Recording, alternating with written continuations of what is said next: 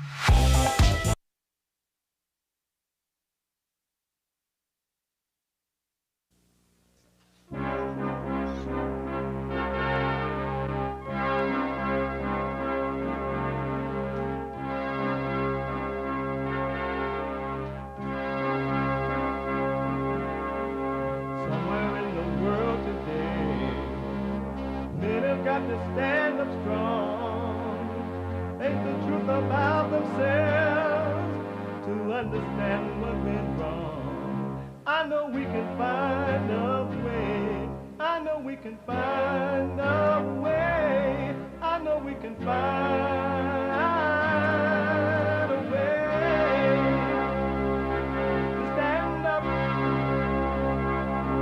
stand up, stand up.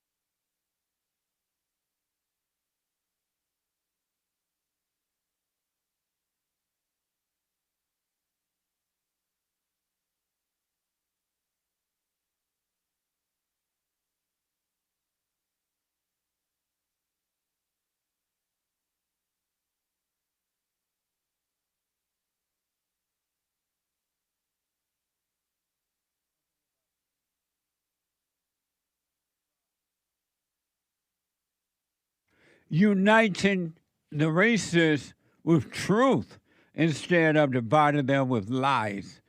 We are also rebuilding the family by rebuilding the man. I am Jesse Lee Peterson. Good morning. How y'all?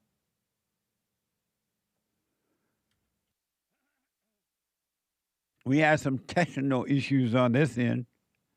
I think it's all worked out now. I'm not sure, but I think. Is it all worked out? No one was saying anything. I'll be back when I find out. Yes, it's fixed.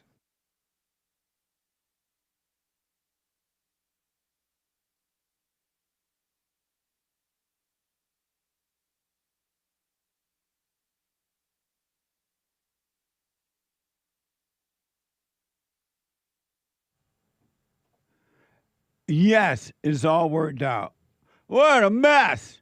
You can get involved by calling 888-7753, 773 888-77 Jesse.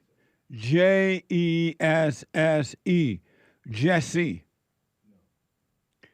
And my biblical question for this week is a doozy. The biblical question.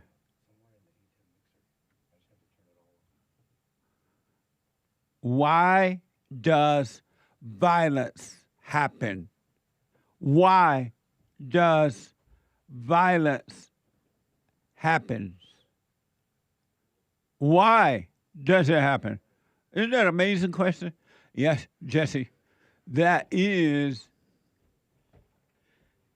an amazing question. Why does it happen?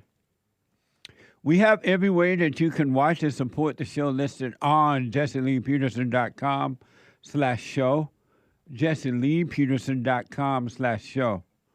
And if you're out and about and you just got to do what you got to do and you're not able to just sit and watch the show, you can podcast and go and do what you're doing, but you could be listening on your phone no matter where you are and what you're doing. You can still listen and hear it live as it is happening on your phone by calling the listen line on TalkStream Live at 605-615-4131. 605-615-4131. And to donate and have your comments read out loud, go to buymeacoffee.com/JLP Talk, buymeacoffee.com/JLP Talk, or Bond JLP Cash App. Bond JLP Cash App. Amazing, huh? Yes, Jesse, that is amazing. And what else is amazing, Jesse? It's amazing that it's Friday again. And we all know by now that Friday's kind of relaxed day. No particular subject to deal with, but whatever's, the day to express yourself. It is, you're going to kind of get it off your chest day. It is Express Yourself Friday. You, Tom, like a mug. You need to go and get yourself bleached because everything you say about black people and you're sitting up there looking like a tar baby. It might sound like a semantics argument, but he's a gray alien. I wonder if he's been smoking pot. Pamela Brown explores the rise of Christian nationalism. We've never seen it happen as fast as what's happening in the United States right now. And its growing political influence. Christian nationalism is an ideology rooted in the belief that our country was founded as a Christian nation and that our laws and institutions should reflect Christian values. Why? Is that bad? We support ICE and law enforcement. That's crazy, bro. Yeah, I'm going to punch you. And you're going to get in trouble for that. Okay. Yourself. Whoa. Students that did walk out, the deputies are dealing with. ICE protest on campus that was friendly and was supposed to be safe. Wow, animals. I love him. I don't want to hear nothing you got to say about that racist stuff. And don't be looking at me on the news hating on me because I'm standing up for somebody that deserves to be standing up for. Get off the man's back. Let him do his job. He's doing the right thing. Back up off of him. And Grandma said it. Oh, Lord. Black people are so amusing. Did you say amusing, Hake? Entertaining. Black people are so entertaining. White people are amusing. What a mess. Grandpa, tell me about the good old days. The world gone crazy. That is an amazing video. Wow. The work of the anchor baby. Amazing stuff.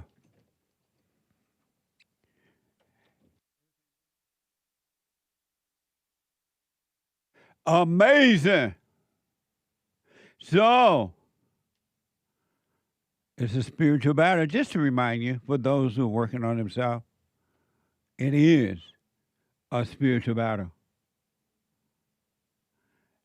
And out there in the world, outside of you, the individual, it's not going to get better.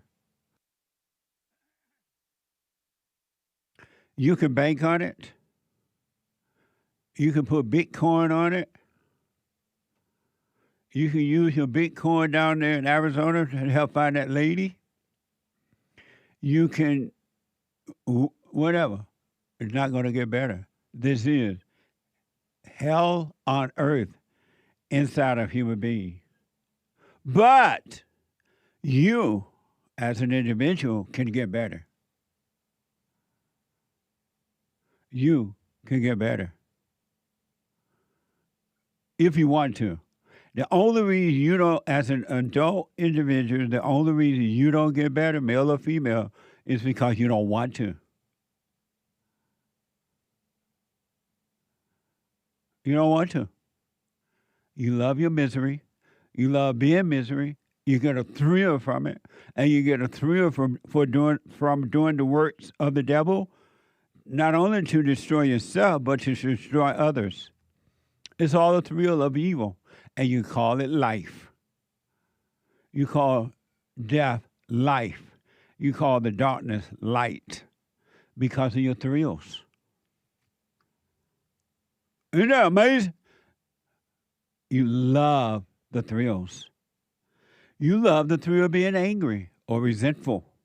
And you say, oh, it's only natural. It's human nature. How would I defend myself if I'm not angry?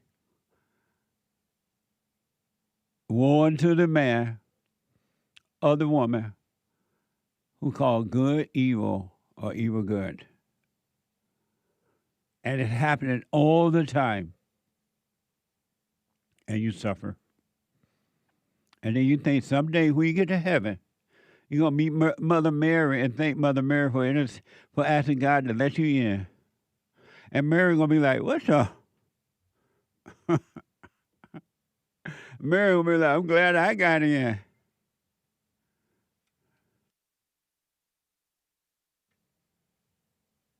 Christ said the Holy Spirit interceded on your behalf.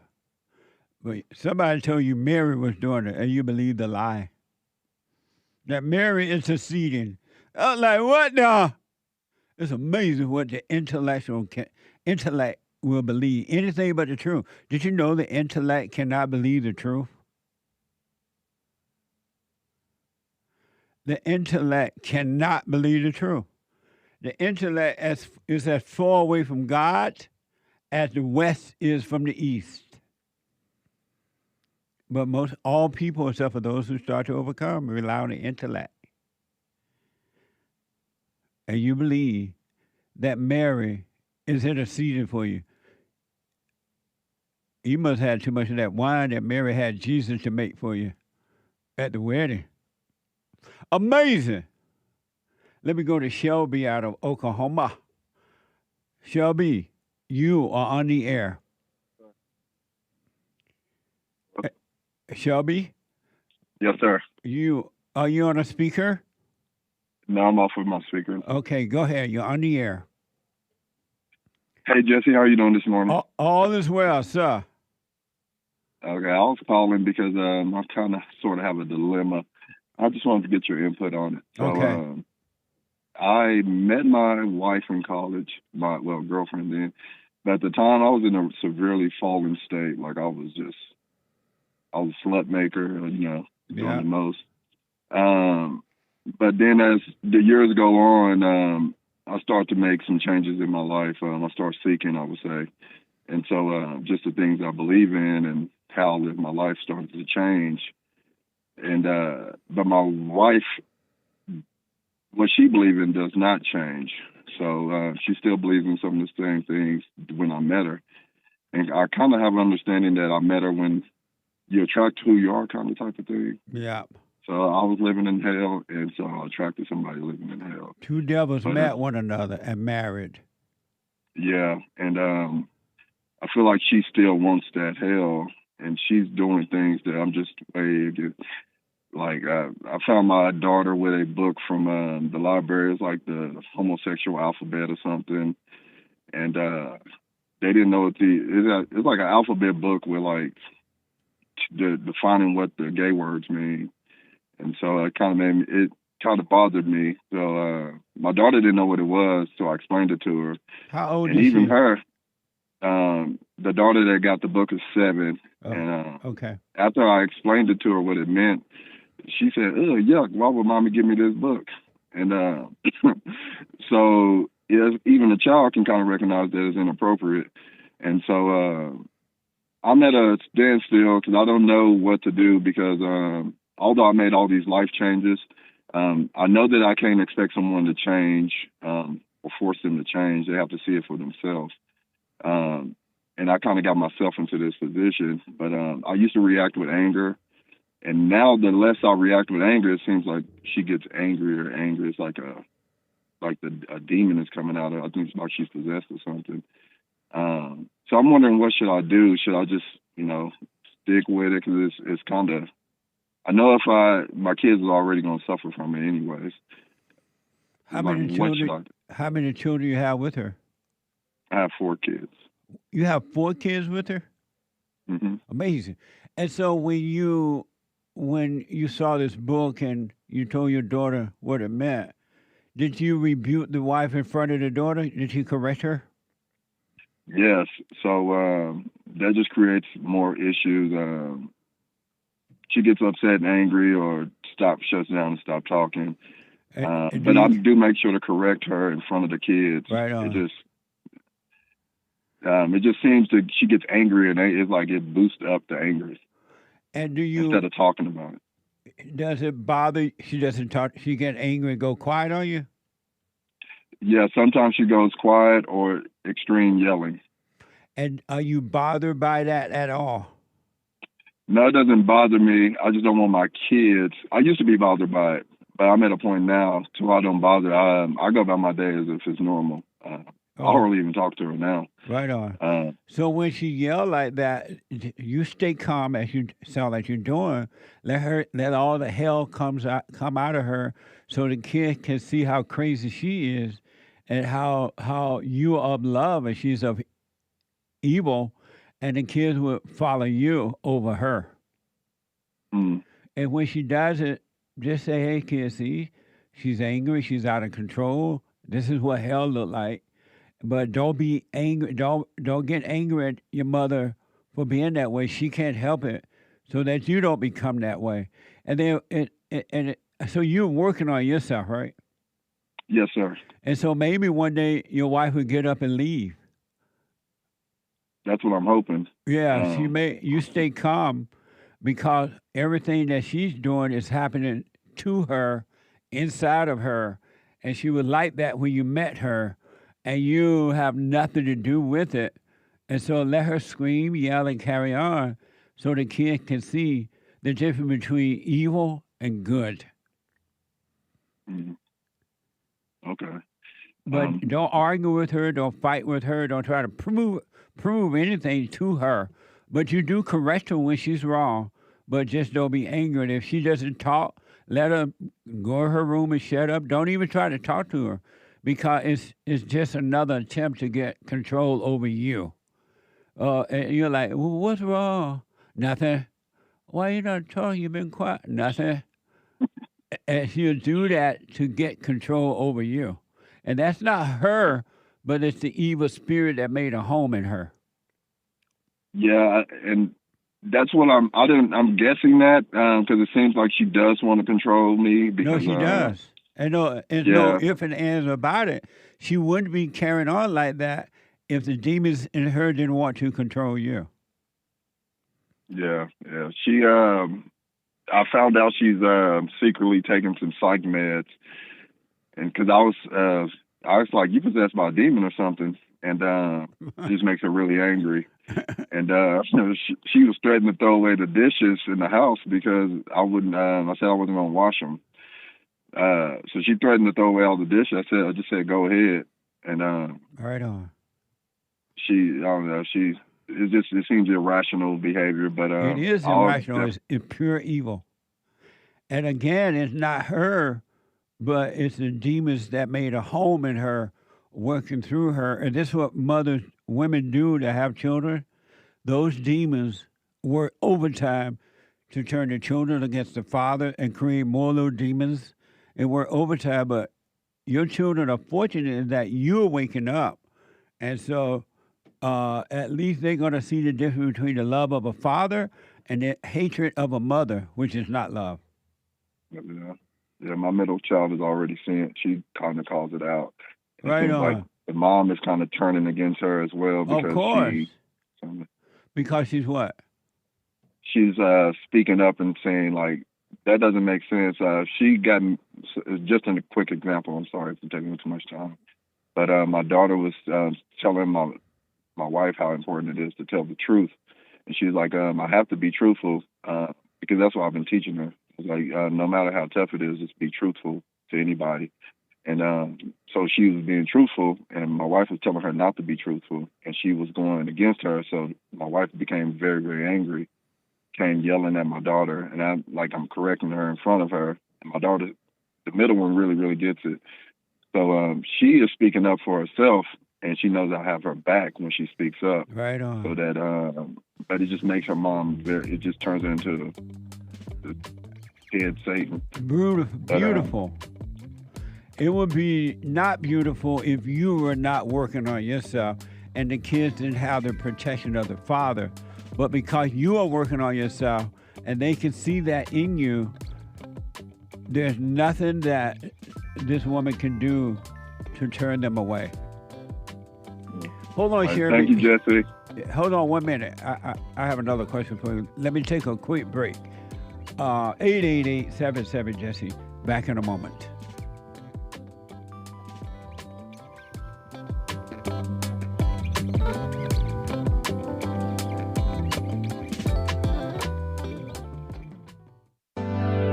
Steve, thank you for calling and thanks for holding. How have you been helped by the show? I'm going to tell you this. I believe you might go down in history as one of the greatest, if not the greatest, black man that ever lived on planet Earth, as far as I'm concerned. I don't know anybody before you that's been that great. You know, freeing the slaves is one thing, but you've been freeing people of their mind, which matters, it should be anyhow, to you more than anything else, because with the mind not being right, there ain't nothing else going to happen right anyway. If you can doubt every thought because you're not your thoughts, if you can doubt every thought, knowing that you're not your thoughts, you don't create them, they're not from God, that they're from the deceiver, the great deceiver, Satan. If you can doubt every thought, you can be free, just like that. At an instant. Bring every thought into captivity. It's so amazing.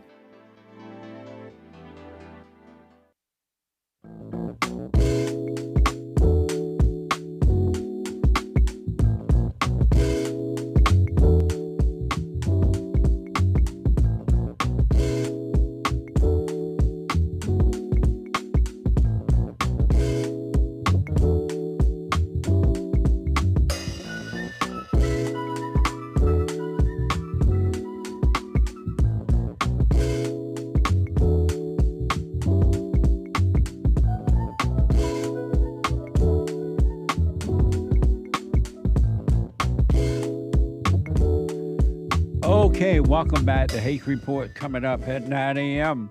TheHakeReport.com from 9 to 11. And then we have a brand new episode of the FallenState.tv. I had an amazing, very surprised, I was surprised too, discussion with Hayden McDougall. And Hayden is better known as a woman propaganda. And he is an internet personality with over 1 million followers across all social media platforms. Watch this. Next time on The Fallen State.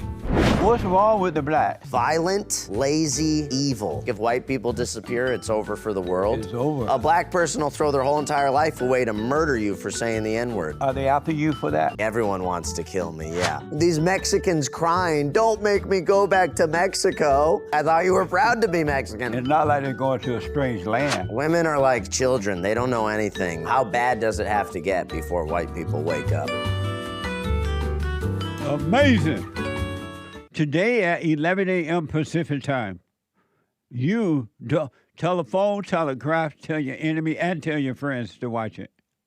The FallenState.tv. It's interesting. You can support the Fallen State right there on the YouTube channel by becoming a member, or JesseLeePeterson.locals.com. JesseLeePeterson.locals.com. All right? Amazing. So let me go quickly back to Shelby and dealing with his wife. Shelby. Yes, sir. Have you suggested to your wife that she need to forgive her mother and father and drop their anger? I have. And I tell her like things like, hey, you need to forgive. I was like, you need to forgive me and everybody in your life. I told her to find God. She gets angrier. It's like it makes her, it's like throwing holy water on a vampire. Absolutely. And how do you feel if she should leave? I wouldn't feel anyway. Right on. I'm okay with it. I kind of got out of that feeling stuff. Probably maybe 5 to 8 years ago. I stopped dealing in my feelings. Right on. It's been working best for me. So I no longer I just don't feel anyway. I'm just I took your advice a while ago and kind of stayed present, and that's been really beneficial to me. It's been super beneficial to me just to be in the now. There's no future or past type of thing. Yeah. And that benefited. I can see how productive it's been to my personal life, so I'm going to stick with that. When you staying present, you wanna be like Enoch. Walk with Christ, walk with God, and disappear. And it's going to be amazing. So stay present, and everything will work out fine for you and hopefully your children. Thank you. Hope so, too. Amazing. Any other question or anything? No, sir. I appreciate you taking time out today to talk to me. Stay with the silent prayer. And again, don't in your mind and heart, don't resent your wife. She cannot help herself. But if she get violent or anything like that, you call the police, have her arrested, and tell them to throw away the key because you're not coming to bail her out. Oh, absolutely. I'm definitely. And just don't be angry because it's not her, but it's the spirit of evil that made a home in her. Yeah. All right. All right, man. I wish you well. You also. All right, buddy. Bye now. Amazing. Let me go to CORA out of Michigan. CORA, you are on the air. Hi, good morning, Jesse. Good. How are you? All is well, CORA. Good. So this could be really silly, and I'd like to be guided if it is, because again, I'm working on this pretty thoroughly. But when I forgave my mom a long time ago, I think I hugged her, and in a past fellowship I was watching, and you were saying like to not do that at the end because that means you're still in fear. But I guess I didn't see it like that in the time. We also had like more of a conversation when I did forgive her too. We talked about some stuff, so it was kind of just like, I don't know. I didn't think anything of it, but I wanted to see your thoughts on that because I didn't see it like that, but I just wanted to see what you thought. What I think about what? Like me hugging my mom after I forgave her, because you said in a fellowship that still means like you're in fear, like to not hug the devil. But I didn't see it like that in the moment. I was just like, it was like kind of just like solidifying our conversation because it didn't go bad, especially because I actually forgave her already before. So she kind of already understood what I was coming to her with again. And so why are you doubting yourself right now? Because of what you said, which I guess probably isn't what, it's not like it's what Jesus said or something. So I don't know why I like instantly doubt, which I appreciate you bringing that to light for me. And why did you listen to that thought of doubt? It told you, oh, you hugged your mother when you were done, and you were afraid. Why did you believe that thought? Strictly because of what you said. I think that's honestly right. I think I believe, like, I think I don't know why, Jesse, but I just, and maybe you could guide me with this, but like whenever you say something, I just don't, I've never had this with any other preacher, but I just take it so, like, not with a grain of salt. Like I take it all the way home as if it's said to me or it's all like fully true. I don't know why I do that, but it does make me second guess myself, even though I know in my heart that hug meant nothing and I don't fear my mom at all. So I don't know. If you have any advice towards like, because I understand you're not Jesus and you don't claim to be that. You have the love of God in you, which draws me to believe everything you say. But even like my husband, like sometimes he's like, well, he wants me to come to him too and not come to you because I'm supposed to be obeying him and trusting him. And I know that every time you encourage me to also go to him, I just want to try to grow from just believing everything you say in fellowships because my mind instantly takes like, it goes crazy when you say something, and it's kind of hard, you know? What I suggest you do is when you hear me or anyone says anything, you let it go in one ear and out the other. Don't hold on to it because when you do, you're feeding the intellect. And the intellect is against God. Right. The intellect love evil and against good. So let it go in one ear and out the other, and the truth will just speak to you on its own. It will show you. Well, because actually, I don't know if this is the truth or not, but I actually instantly had a assurance that the hug meant nothing and it was fine. There was nothing more to look into it. And so why do you accept that and not doubt yourself beyond that? Because for some reason, I think I'm trusting you over maybe the truth that's speaking to me inside my own self. Because all I'm doing is bringing you, pointing you to the truth, and words cannot words cannot explain the truth. It can only point you to the truth, and the truth within will make it clear to you or anyone that So wants not everything you say is literal because it's just words, Yeah. right? Yeah, it's just words. Right.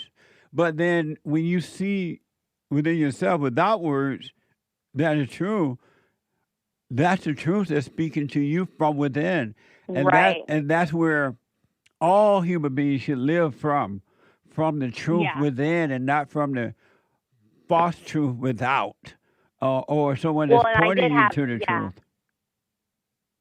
So as far as that assurance that hug meant nothing, I should have just trusted that and moved on with my day, probably. You already know that. You just said it was Yeah. confirmed that hug did not mean anything. It didn't mean that you didn't Yeah. forgive. So don't go back Okay. and don't doubt that either. The devil's still trying to deceive you.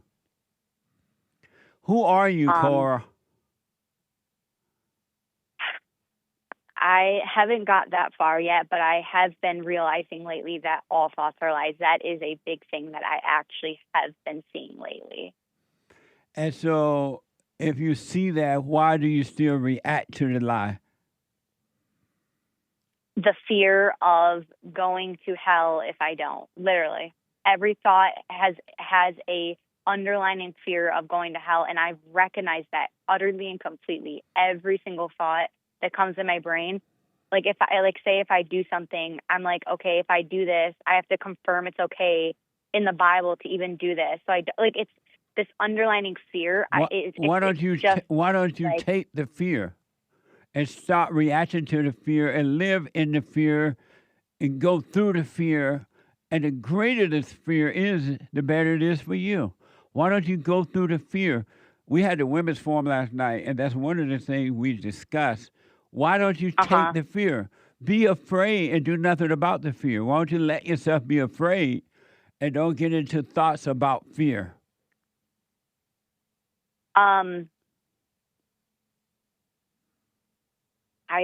Because I'm so scared. Of honestly, of being in eternal death for whatever the thought tells me it's going to be that I'm doing or not doing, or Are you needing the to go do fear? again. Or, Are you the fear? No, I then do if know you I'm know not you're the fear. not the fear, what are you afraid of? Maybe because I don't know who I am yet. I'm still having that hard time of like letting go of that horrible feeling, you know. But how will you ever get through it if you don't allow yourself to If I go don't go through it? Right. No, that was a question. No, I see what you're saying. My answer is I won't, and I guess I'm not giving it the fair shot that I want to. But when will you? I give you Well, permission. I thought today. I give you permission to be afraid. I encourage you to be afraid. But I also encourage you to not to do anything about the fear. Don't deny it. Be aware. Don't try to argue with a second thought. Just be aware with the one thought, but do nothing about it. Okay. So the spirit of truth can come in and destroy. The spirit of God. Yeah, the spirit of truth can come in and destroy the lie of fear, because fear is 100% an illusion. It's not even real. Can I ask you something? Did you hear me say what I just said? Yeah, that fear is 100% an illusion and it's not real. It's not real at all. Yes.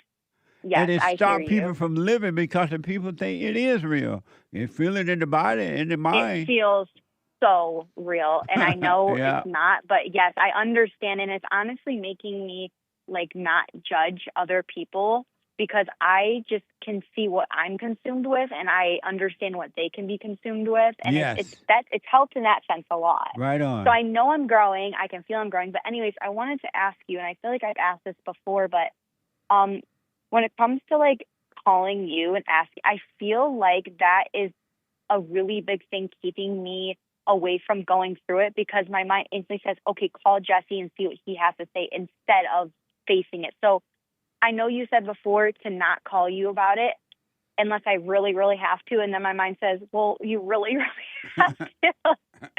So it's like, any advice with that? Because I know in my heart, well, maybe I don't need to even ask because I already know in my heart to stop calling you with these things because it's only longing the fear. So. So what? Do you probably still continue to advise to not dial you up and instantly ask you? There are times, I mean, that's what good fellowship is to fellowship with men and women who are working on this stuff, even though you have to go on the journey by yourself. But if you really fellowship with someone who's truly working on themselves, not a Bible thumper person, but not a religious person either, but someone who really do it, that's fine. But if you're just doing it every time the devil tell you, then that's not good for you because you're not testing the spirits to see that they're lying to you. So if I'm like calling out a like horrible fear, that's probably not a good reason to call because that's different than talking and edifying with someone. Absolutely. 100% true. So you can see that the light is working through me because I'm discovering these things on my own. I just need that reassurance, and I need to stop needing that reassurance because I can see that I'm getting the answers that you're telling me as well. You know? Amazing. And so do you talk to your husband about these things? We talk about spiritual things, but I think when it comes to like an instant thought and fear, I feel more comfortable just like dialing you up. But I do talk to him about these things sometimes. Why you don't feel the same comfort in talking to your husband about these things? I don't know. I also know that he doesn't really want to hear it most of the time either because he's overcoming as well, and he just kind of is like, why are you still believing thoughts? Kind of how you say, like, he doesn't give me any slack. I don't know. Beautiful. It is beautiful. He's a great man. But yet you won't talk I want to to learn on trusting him. I'm working on trusting him more. The devil tells me, oh, he didn't forgive his mom, right? So he's not really, like, the devil just, like, makes me hate him. And it's not, and I also understand, I think it's Mimi, I don't remember who said it, but it's not the hate I have for him. It's the hate inside myself that's just pretending to hate other things. So you still resent your husband? I don't know. I still get angry when he's, like, playing his game. Like, I still feel anger when I hear the clicking and stuff. So how are you going to be free of the demons if you still get a thrill from being angry? I don't. I watch that anger. I do. I don't give in to that. I've been actually going in it, too. I've been doing really good with that. It still hasn't gone away completely. I still feel it. But I've realized, why am I feeling this? This has nothing to do with him. I do love him, and I don't even know why that's there. It's so weird. And what do you do when you feel anger from him playing the games? I sit there and I feel it. You don't yell at him or anything? No, absolutely not. And do you blame him for what you're feeling? No. Oh, okay. Nope. Right on. And I do have to ask, should I apologize for resenting him or no? Have you already done that? Not or have to you him, already my done husband. that? Not to my husband. And why not? Because I remember calling last week about asking if I need to forgive anyone else besides my parents, and you said to stop with that, and I don't need to. But I didn't know you still resent your husband. I guess I didn't know if I resented him or not, because you told me before that that's just the devil trying to control him when I hear the clicking, the anger. So I didn't know that was the resentment. Do you still resent your husband? I don't know. I'm not quite sure, I guess. Well, pay attention How would I know? By paying attention to those thoughts and feelings when you are talking to him or when he's playing his game or whatever you're doing. And pay attention to that, but don't blame him for what you're thinking and feeling. He has nothing to do with it at all. And I see that clearly, for sure. I definitely see that clearly. And then, but I do have to ask. Oh, sorry, go ahead.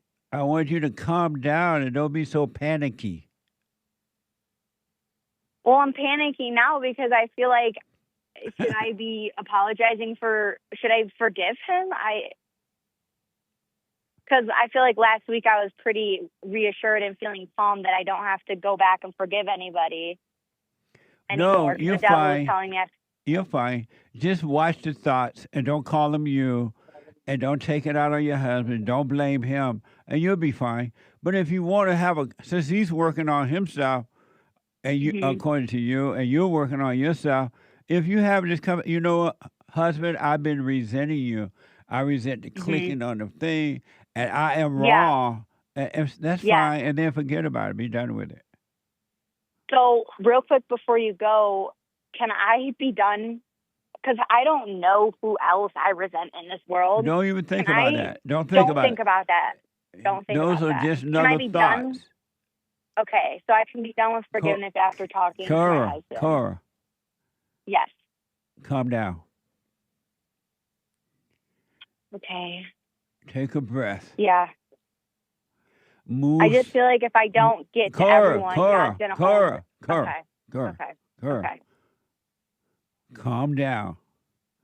Walk slowly. Be aware of what's around you, and you'll be fine. Stop being so panicky with every thought that comes. Okay. I know. Forget about having to go around forgiving everybody. Just be present. That's not you panicking like that. You're responding to evil. And the real me, I don't resent anyone. If anything, I will apologize to my husband because we've been through a lot, and maybe that's important to do. Well, do that and be done with it. Should I not impose on him and say, "Oh, like you should be doing this when I hear"? Cora. Okay. Yeah, I'm scared. I'm just trying. Okay. I'm trying. Relax. Sorry. It's hard, but okay. It's not hard to relax. That's not you. There's the demons inside of you carrying on like this. Why can't I see that fully? I don't understand. Because you won't calm down so you can see it. Every time they tell you something, immediately you believe it and overreact. And that's what the demons want, is for you to overreact. That's how they stay alive in you. Okay. I understand. I'm not going to be petty with this. Like, I'm going to be serious and listen and calm down. Calm down. And stop panicking. Stop reacting to evil. Evil stay alive in you when you react. You should be aware and do nothing. Don't react. Don't call it you. Just watch it. And the light will destroy it. God will take it away from you. Is there any way else I can know that God is with me through all of this? No. Oh, okay. Well, that's great. That's fine. I'm committed. All right. I wish I could come to the women's forum, but I know it's probably great. So the ladies' I'm waiting forum for was fellowship. amazing last night. I got to take I a always break. hear, yeah. Let me know how it goes, all right? I will. Thank you. Bye. I'll be back in a moment for hate news, not the fake news. Back in a moment. How the spirit of anger was taken away from me 29 years ago. I forgave my mother who tried to turn me away from my father, and I returned to my father, and through him, my father on earth, and through him, I was able to return to God. No man or woman can return to God unless you go through the Son. And men are sons of God. They may be weak, pathetic examples of it, but it's the spiritual order of life. God in Christ, Christ in man, man over woman, woman over children. So get from race to responsibility. I write about that. Go to my website, rebuildingtheman.com for an autographed copy, or call 800-411-BOND.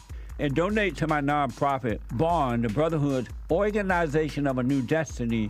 We are rebuilding the family by rebuilding the man.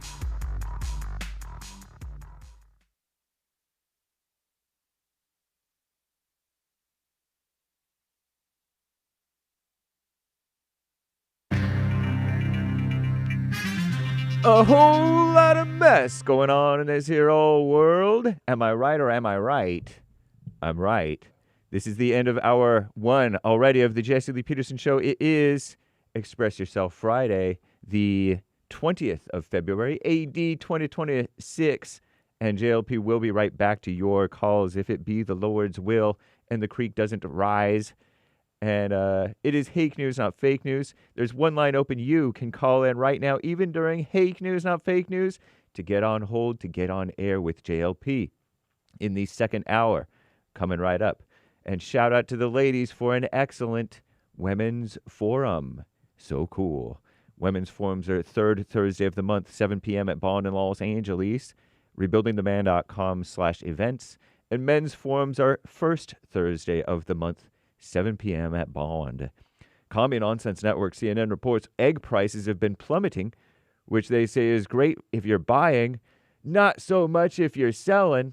Always finding a reason to complain. American farmers say that there's an oversupply of eggs, forcing them to sell at rock bottom prices, while expenses like packaging and shipping continue to climb. Thanks, Obama. Am I right? And Prince Andrew, the formerly known as Prince Andrew, has been arrested. Andrew Mountbatten-Windsor, as you already know, we reported it yesterday. The younger brother of King Charles III has been released from custody, though, and he remains under investigation following his arrest Thursday on suspicion of misconduct while in public office, according to UK, United Kingdom, police. Authorities have not disclosed what led to Andrew's arrest, but previously said they are assessing whether he shared confidential information with the late, formerly great Democrat donor and Harvard donor, whatever, Jeffrey Epstein, and they call him convicted sex offender. During his decades as a UK trade envoy, Mountbatten-Windsor, that's Andrew, denied all prior wrongdoing, but has not commented on the latest claims. King Charles III has expressed his deepest concern about the case and has distanced himself, of course, from his brother. Where is the loyalty? Stressing that the law must take its course. Andrew is the first senior British royal to be arrested in nearly 400 years over politics. And tensions in Iran. Our greatest president, Donald J. Trump, Thursday extended his timeline for a decision on whether to strike Iran, telling reporters on Air Force One, 10 to 15 days, pretty much maximum. His escalated rhetoric follows months of attempts to pressure Iran into accepting a nuclear deal. Quote, "We're either going to get a deal or it's going to be unfortunate for them," said Trump. Amid the threat of war, Iran has spent recent months rebuilding missile production facilities while further concealing its nuclear program. It has appointed war veterans to its national security structures, conducted maritime war games on the Persian Gulf, and launched an intense crackdown on domestic dissent. Wow. And there was a mega fire on the plains, the capital P plains, dangerous fire weather impacting the plains for a fourth consecutive day. I hadn't heard about this, as firefighters battle more than a dozen wildfires that have burned tens of thousands of acres and forced evacuations. The Ranger Road mega fire is the largest, scorching more than 283,000 acres from Oklahoma, this is in America, and Kansas. In Oklahoma and Kansas, an area nearly twice the size of Chicago. Dry air and gusty winds are hampering fire crews, particularly in the southern Rockies and plains. Blustery conditions in New Mexico and Texas fueling rapid spread through tinder, dry grass. Homes and buildings have been destroyed by these fires. Local officials told Commie Nonsense the full extent of the damage remains unclear. What a mess. I'll tell you about Nancy Guthrie if you're interested at all. It's kind of become kind of old news, but I don't know if we'll find anything. Basically no news still. I'm James Hake, JLP.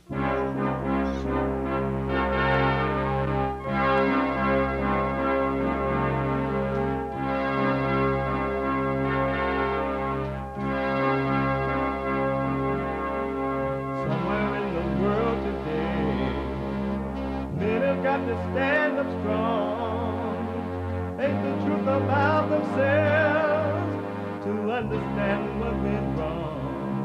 I know we can find a way. I know we can find a way. I know we can find a way. Stand up.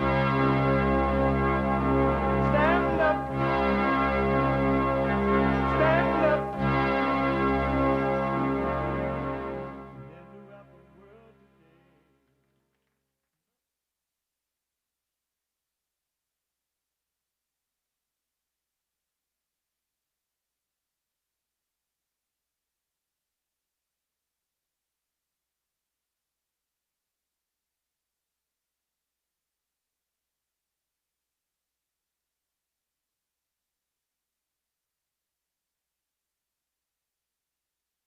Uniting the races with truth instead of dividing them with lies. We're also rebuilding the family by rebuilding the man. I am Jesse Lee Peterson.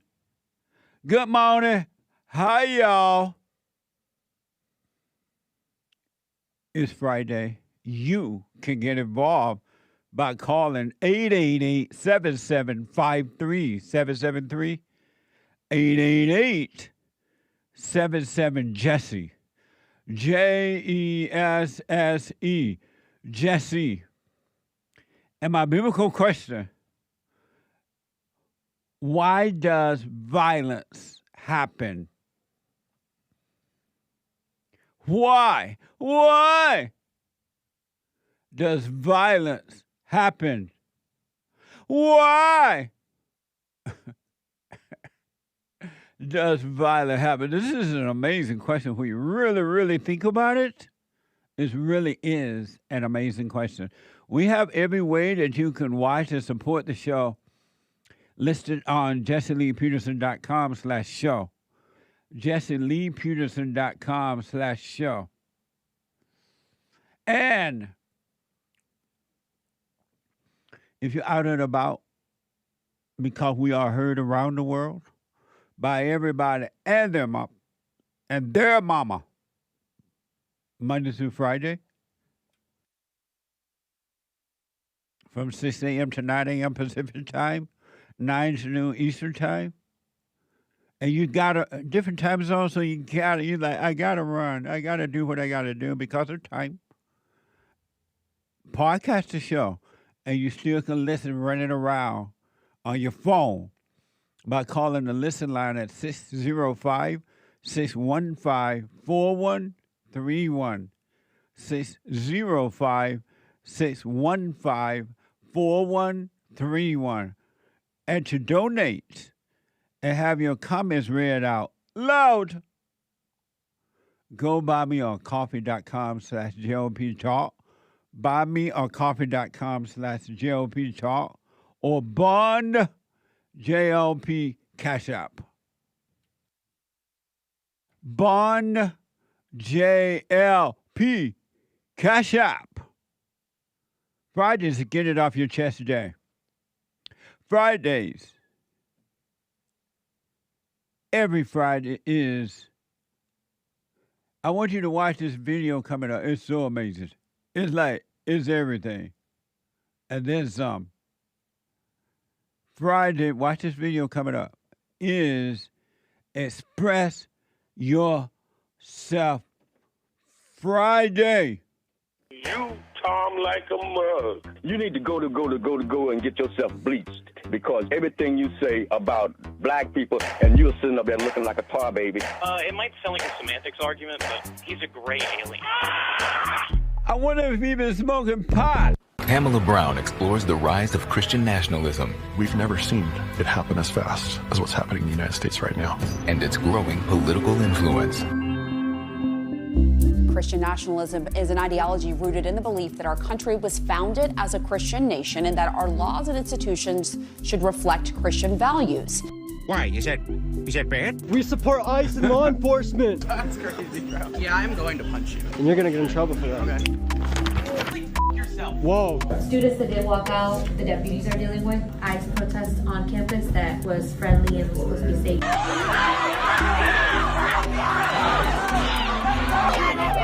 Animals. I love him. I don't want to hear nothing you got to say about that racist stuff. And don't be looking at me on the news hating on me because I'm standing up for somebody that deserves to be stand up for. Get off the man's back. Let him do his job. He's doing the right thing. Back up off of him. And Grandma said it. What now? Amazing, huh? Absolutely amazing. I take no credit for that. That's 100% Anchor Baby. 100% Anchor Baby. And it's an amazing video. And what you might not know about that is that Trump held a Black History celebration, something like that. Because I think this month, in February, is Black History, I believe. And so Trump held a Black History celebration, paying attention to the blacks, and right on, Trump. And so that's why that happened. We have that coming up for you. But first, I want to show you evil in human beings, and that evil is real. Evil is real, and it controls all human beings. There's not one that it doesn't control, and there are only a few that overcomes it. Only a few that overcomes it, because most people would never overcome. They love their relationship with evil, and they call it good. They get thrills from reacting and being attacked from within, and then they roam the earth. They look around in their family members, friendships, and jobs, wherever, to find someone else that they can attack for the thrill of it, emotionally, physically, and whatever. But human beings are wicked. You have no idea, and you will come to know when you see the depths of evil inside of yourself. That's why you must get to know thyself. You must know yourself. Because until you know what's happening in you, you're never going to understand what's happening in others. Evil is a mess. And it's live, and it makes its home in human beings, and it is real.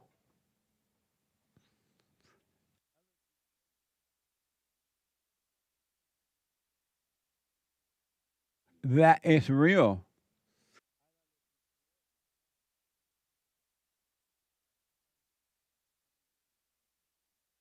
Amazing, huh? I want to give you an example of what human beings are trying to do to affect Donald Trump and all his voters, all of his supporters, those who have voted for him and those who are thinking of voting for him.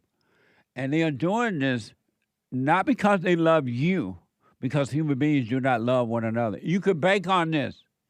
Really, human beings, I don't care if it's your parents, your mama, your daddy, brother, sister, cousin, niece, nephew, husband, wife, children, workers, so-called friends. Human beings do not love one another. And you're lost if you think so. You're lost. You don't love them, and they don't love you. There's no love in it. There's nothing good about human beings. Zero. As Christ said, when they call him good teacher, like, why do you call me good? No man is good.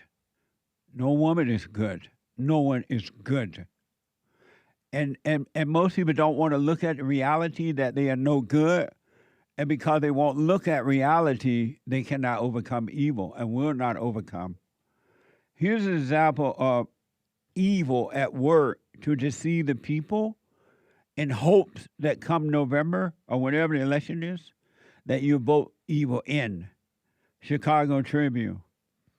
Democrat U.S. Senate candidate Juliana Stratton unveiled her Just think about this. This heifer is unveiling a campaign strategy in this manner. Did you ever imagine that you would see something like this in America, a Christian nation? But this female, Juliana, unveiled her campaign first TV ad on Thursday. The ad began with 3 people repeating the phrase, F Trump. Vote Juliana. Watch this with my ex. Trump. Vote Juliana. Trump. Vote Juliana. Trump. Vote Juliana. They said it, not me. I'm Juliana Stratton, and I'm proud to have lived my whole life on the south side of Chicago. I'm not scared of a wannabe dictator. I'm running for Senate to stand up to Donald Trump. I'll abolish ICE and hold Trump accountable for the crimes he's committed. Just like they said. Trump. Trump. Trump. Vote Juliana. That's why I approve this message. That's pure, unadulterated evil. And if you don't see that, something wrong with you, and you vote that person in, you will pay the price for it. They want to abolish ICE, the same government that, as a result of the attack on America, they voted in this program, and now they want it out because they're losing votes. It's not because they love the illegal aliens, they want to protect them. They want the votes. And where did the class decorum go? Decorum go over, I'm going to present a nice run here. I'm going to be decent about it. I'm going to do all my best. But how you going to start an ad by saying F Trump? What kind of person would vote for a person like that? This person telling you up front, I'm evil, vote me in.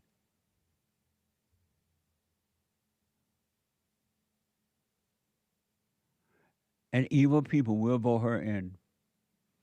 First of all, you shouldn't be voting for a female anyway. Every time you listen to the woman, you will suffer.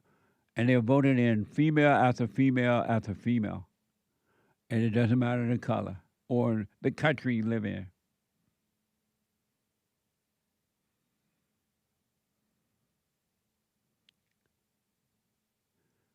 Well, it's a sad way to live, huh? But that's what my country has come to. And it's going to get worse.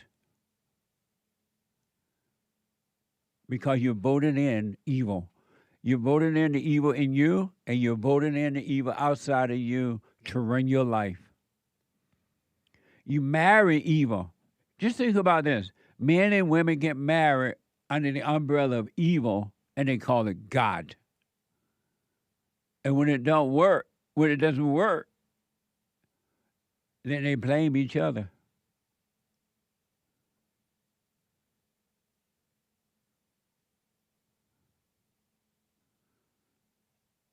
I would suggest do what you want, but that you as an individual overcome evil. This is that Black History Month reception that black female was speaking at that Donald Trump put on. This is from AP News. President Donald Trump hosted a White History reception. A White House White History. I can't wait for White History in July. It's in my mind. It's everywhere. It's in the air. It's everywhere. Ooh, White History Month. I'm missing you. I can feel it in my bones. White History is in July. Real history is in July. July just feels white. Get ready. Get your T-shirts and everything. Get ready to celebrate White History in July. And we have some amazing things coming up for you for White History Month. But anyway, AP News, President Donald Trump hosted a White House reception for Black History Month on Wednesday. Watch this from CBS News.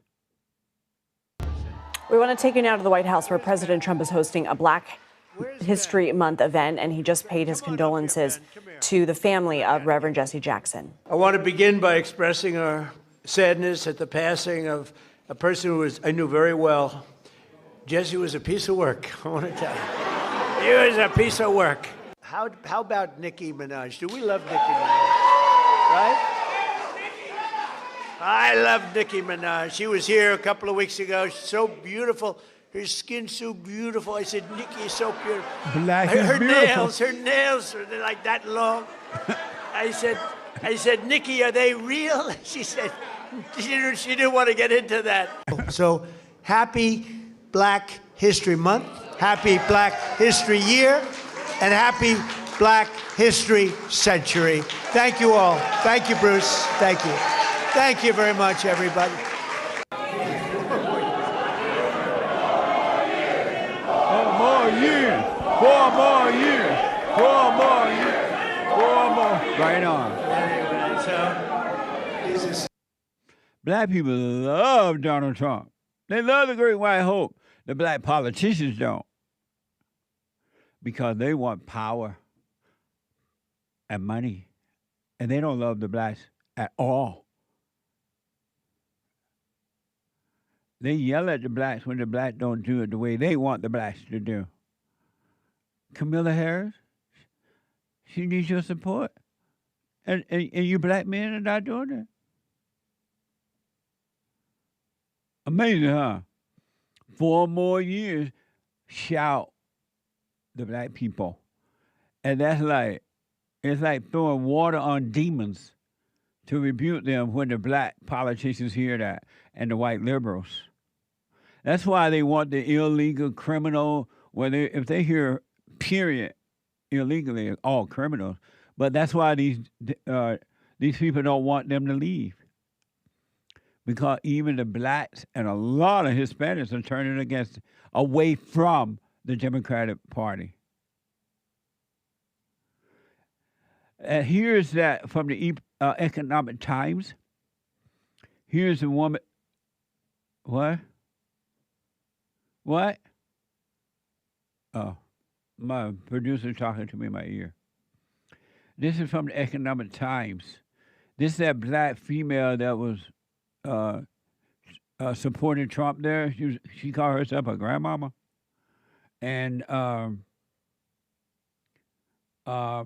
Felicia Cook, she lost her, according to this report, she lost her grandson to violence. And she delivered this speech defending Donald Trump against accusation of racism, which doesn't exist anyway. Racism doesn't exist. Watch this from C-SPAN.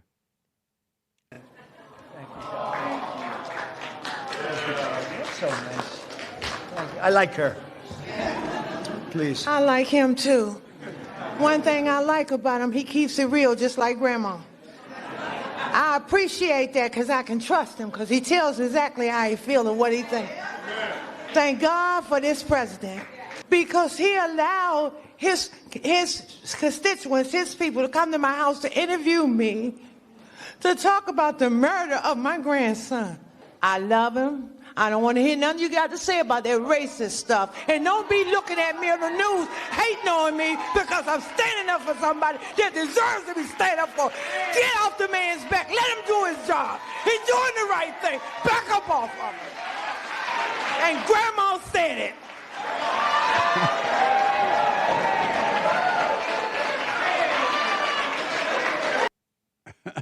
Amazing.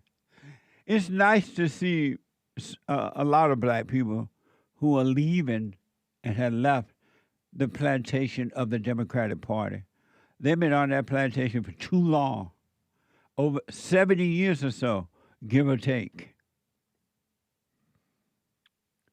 70 years or so.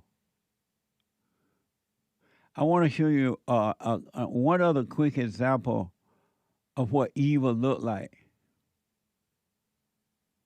And what I'm about to show you, tissue please.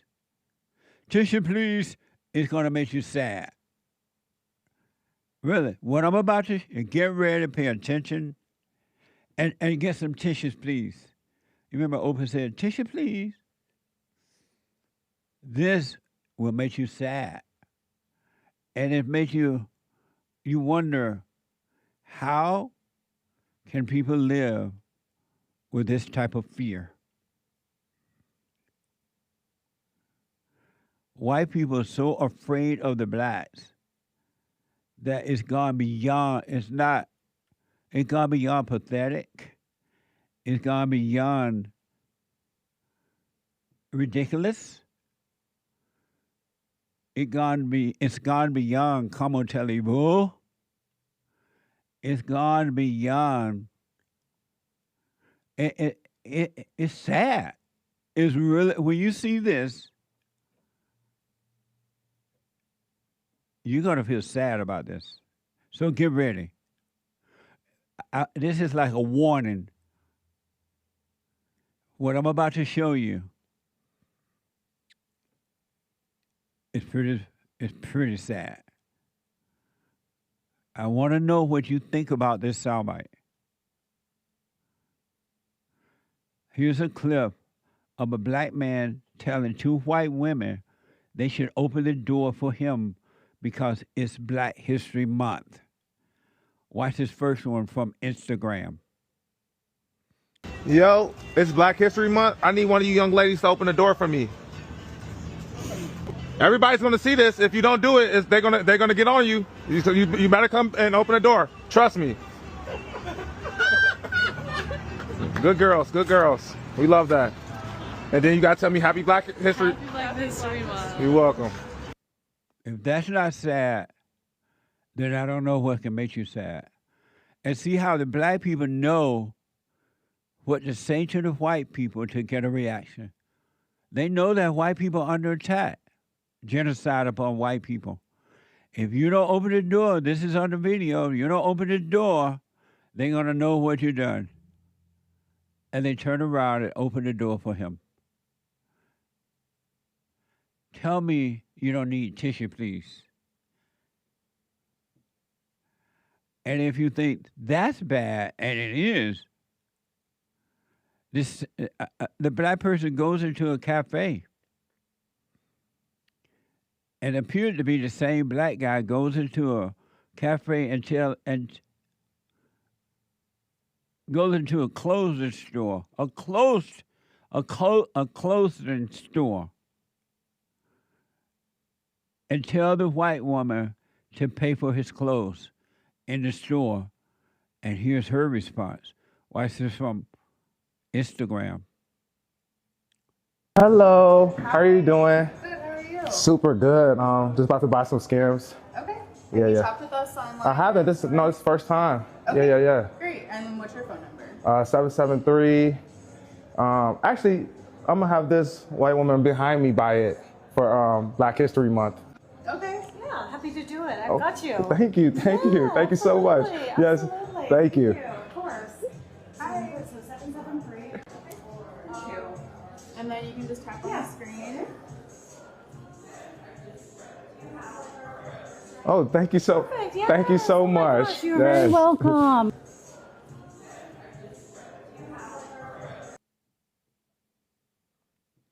If that is not sad, I don't know what else to take. He made her buy his clothes according to this video. Yeah, I do. You black, I'm white, I'm scared. This is why the blacks can walk up to you on the street and attempt, according to the report, to cut your throat. They can see you on a train and stab you in the neck and kill you, according to the report. They can see you on a train and throw gasoline on you. They can rob you. They can rape you. They can break in your home. They can steal your car. They can do what they want and get away with it because of your fear. And fear is not even real. And this is what it has come to. And it's going to get worse. Because in the minds of black people, and not all, but most, you are their enemy. It's not real. You're not the enemy. But it's in the mind. And just think about people who are already angry and they're lost, and then they go and get drugs for anger. They call it post-traumatic PD, post-traumatic whatever, and they give you medication. That adds on top of that. And then they give you free drugs, pot and stuff. And when you're like that and you're walking down the road and you see a white person, and in your mind, the devil's screaming, that's your enemy, kill your enemy. What do you think going to happen? What do you think going to happen? That demonstration, if it's real, of these white women open the door for him because he said he's black and it's Black History Month and you're going to be on camera and people are going to go after you because you're not opening the door for a black person? What type of message is that sending to other blacks who are angry? Not at you, but at their mom and daddy, but they told it's you. They've been told it's you.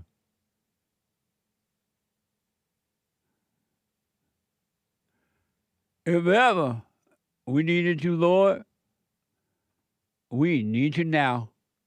It's going to get worse. The genocide of white people is going to get worse because you're doing nothing about it. Let me go to first-time caller out of Idaho. Let me go to, let's see here. Let me go to the first-time caller out of Idaho. Pablo, you are on the air. Hey, JC, how are you? All is well. All righty. I'm just calling to get it off my chest today. I'm calling regarding my wicked mother-in-law. Uh-huh. Remember the Super Bowl where she's talking about the Bad Bunny stuff? I came out of that hell of the liberal Hispanic point of view. Uh-huh. And she was like, oh, well, I'll say it in English and I'll say it in Spanish. But she's like, oh, baby, yes, you represent us. Yes, wave those flags. And I was like, what the? Like, that's not us.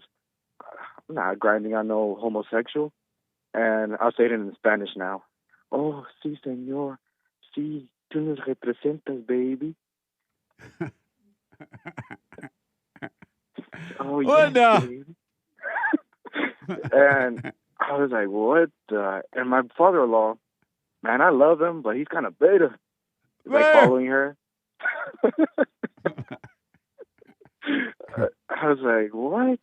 But I mean, both. I didn't like the Super Bowl one, and I didn't like the TP USA one. They both kind of suck. Not gonna lie. But yeah, and then my last question, Jesse. Who is Miss Shug? Miss Shug? Yes. Miss Shug is my cousin's mama. And Miss Shug used to live down the road from us on the plantation. Miss Shug dead now. But anyway, because of time, did you have a question about your mother-in-law? I just wanted to get off my chest, Jesse. I know there's okay. other callers, so I Okay. won't be ready.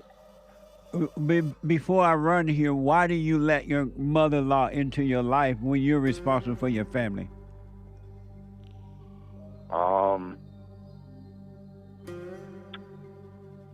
Honestly, just data. Hold on a minute. Let me take a quick break. 888-7753. 773 888-77. Jesse, back in a moment.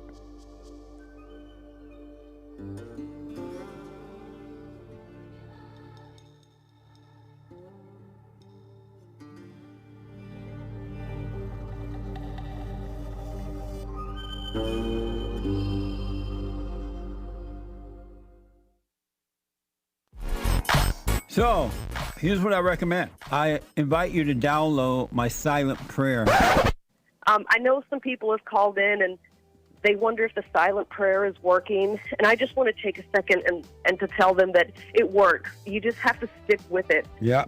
That's the first thing I started doing before I even forgave my parents. And I was so depressed and suicidal at some times that I just would have to stop in the middle of my job or whatever I was doing and go into the silent prayer. And it really does help. Like, I don't have those anymore. Amazing. You haven't seen anything yet. Doubt every thought. Bring every thought into captivity. Just let them all pass. Don't judge them. You haven't seen anything. It gets better and better and better and easier, easier, easier. So my gift to you, no charge, at rebuildingtheman.com/church.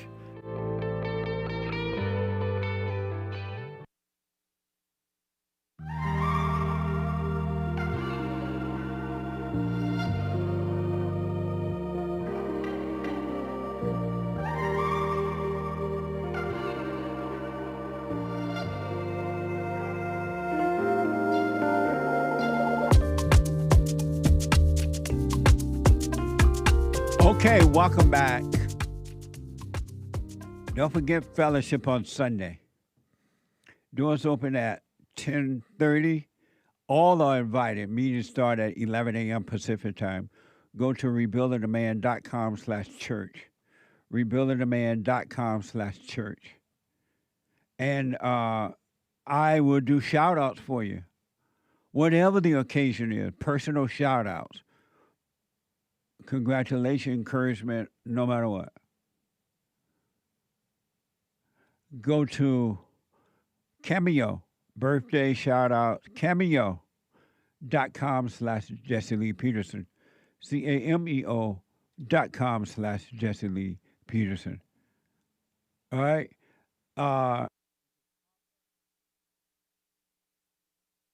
Let me go back to Pablo out of Idaho.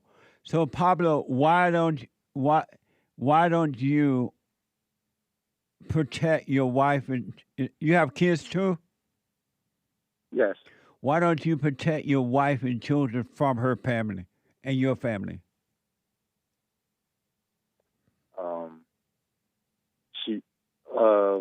She lives in California, so she just called us and she was kind of telling us about the Super Bowl. But why don't you protect your wife and children from her by keeping them away from her and keeping her away from them? Why are you not doing that? I'll have to smoke on that. And then you're calling your father-in-law beta, and he probably is, but you're as bad as worse as he is because you're not protecting your family. In the same way, I don't know him, but it's all like he didn't protect his family from his wife.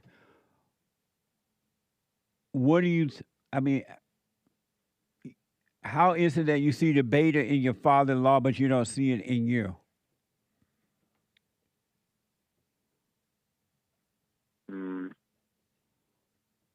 That's a good point.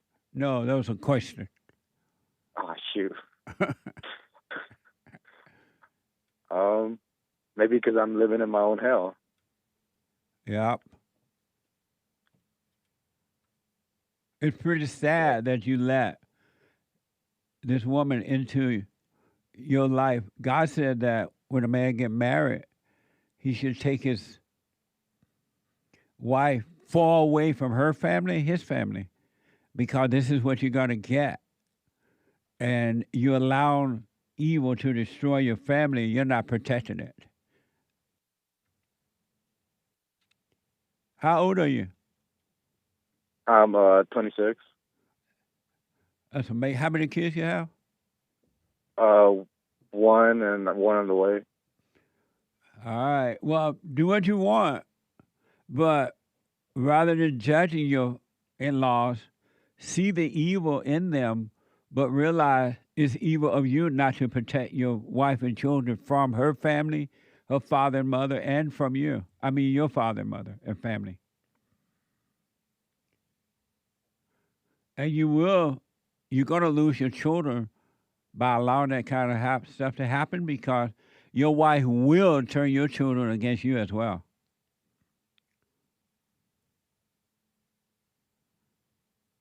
That's a good point because my wife a while ago she used to be like that. She used to give me hell. Like I try to tell her. Like I listen to your show almost every day and every night, and she she finds you funny, but I don't think she likes you to the 100%.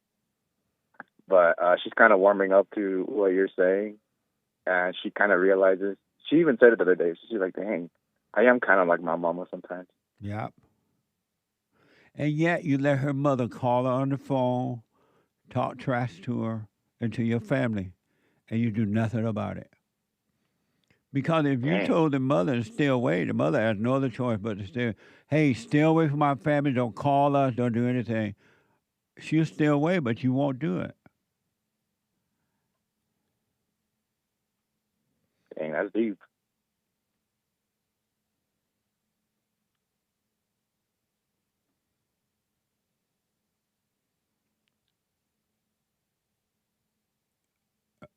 Are you working on yourself?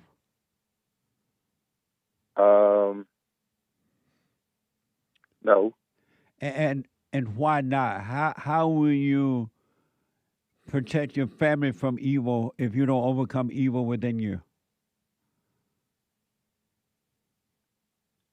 Geez, I listen to you now. I don't even know what to say.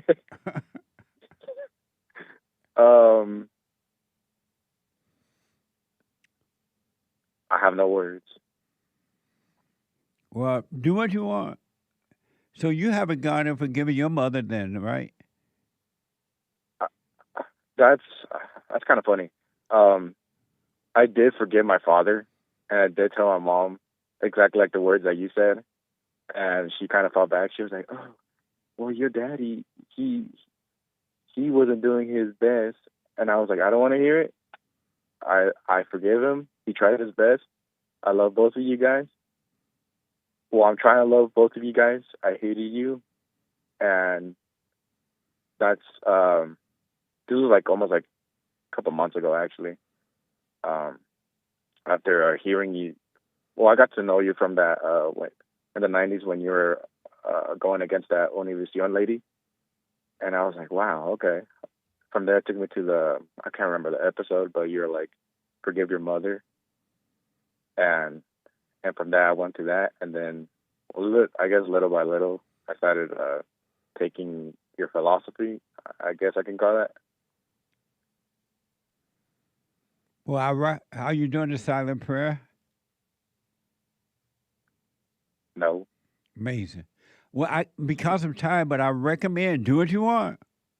That you overcome evil within yourself. You God and forgive and do the silent prayer so you can stay present. Because this woman, based on what you've said, your mother-in-law is going to, along with your wife, is going to destroy your children. And the kids are going to be helpless to the evil in them because you have not overcome the evil in you and you're not protecting them. And one day they're going to say, what a pitiful father I had. He didn't protect me from evil. Ouch. Okay, Jesse. Let me know how it goes. All right, Jesse, you have a good one now. You too, buddy. 888-7753-773. 888-77-Jesse. Let me go to Kyle out of California. Kyle, you are on the air. Hello, Jesse. How's it going? All is well. I'm calling. I was going to ask you, can you repeat the biblical question? I'm sorry. I'm a little black and slow. Why does violence happen? Okay. Can I answer it? Yeah. I think it's because evil. Not because of racism or anything like that, but I think it's the devil, right? Evil. Okay, I appreciate that. I'll put my little 2 cents in on Sunday. Okay. And my last question is, you know, I've been doing the morning prayer, the silent prayer. Right. It's been amazing, but how do you stay with it? By staying present, meaning don't live in your thoughts thinking about the past or the future or what if and all that mess.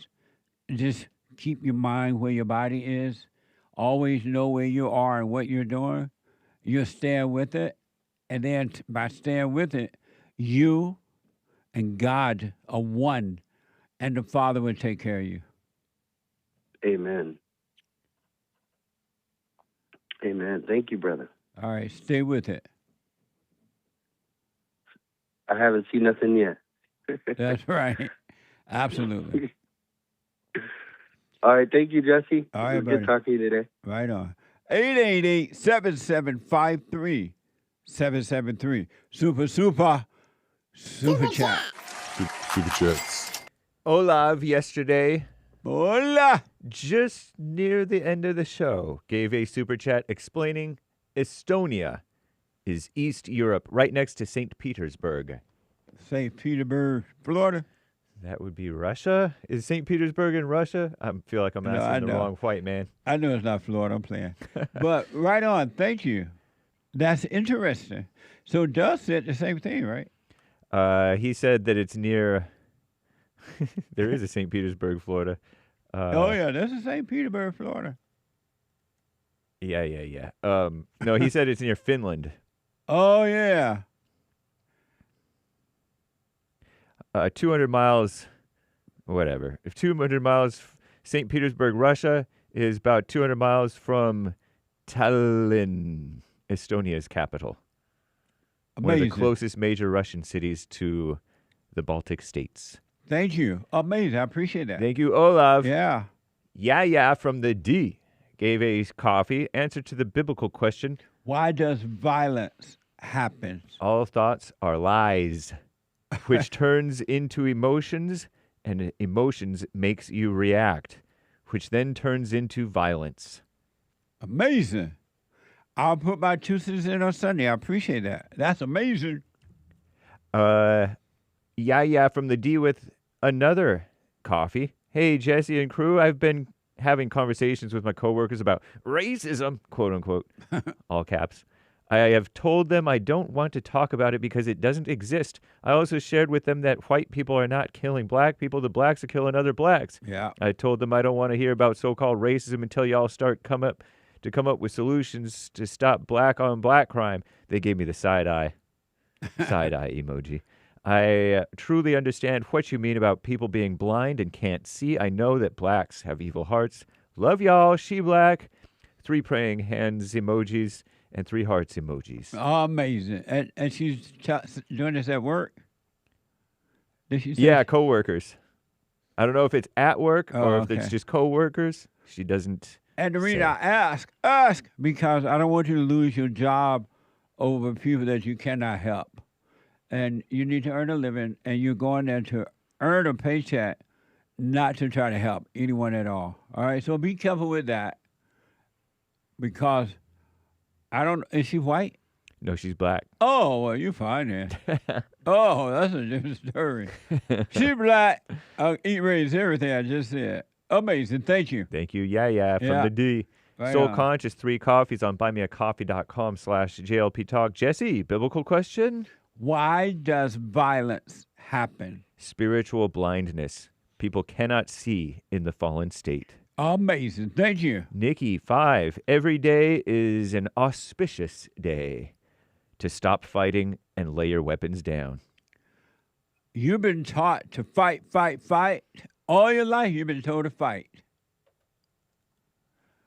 The Spirit of Truth said, lay your weapon down and don't fight.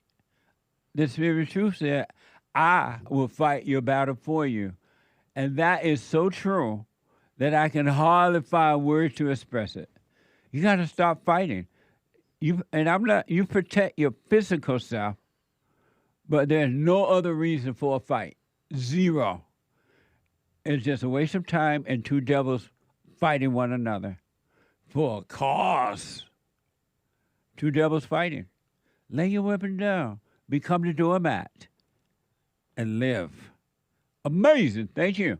Nikki with 5 more coffees. White heart emoji. Thank you, Jesse. You're welcome. Stay with it, Nikki. Stay with it. Stay with it. Stay with it. And Robert with 5. Very grateful for you and the crew, Jesse. We had ashes put on our head when we were kids, but our parents made us rub them off after church. Back then, only a very few lunatics walked around all day with them. That's so insane. Those people walk around with ashes on their head. The anchor baby put ashes. They put ashes on him, and he took his jacket and rubbed it off as a kid. Wow. And then the priest, he went down there and to get some Lord, the body of the Lord, and the blood of the Lord. And the preacher and the preacher told him, "No, you ain't getting. You get back, Satan. You ain't getting no bread of the Lord." Amazing, thank you. And Jermaine with a super chat from the first stream today when we had that bad stream issue. Biblical question answer. Why does violence happen? Looking for answers and healing in the darkness. Amazing. Interesting. Yeah, thank you. I'll put my 2 cents in on Sunday if the Lord is willing and the creek don't rise. Amazing. Angel Angela gave 1, 2, 3, 4, maybe 5, or maybe more super chats with no message. Thank you very, very much for your support. We got a lot of work to do, and thank you for helping us to help others. All of you really that are helping. Thank you. Balls City, Brandon B. gifted the cookie for 1 on pilled.net and gifted yet another cookie saying, "Happy White Guilt Month." Well, mess, huh? Indeed. Thank you.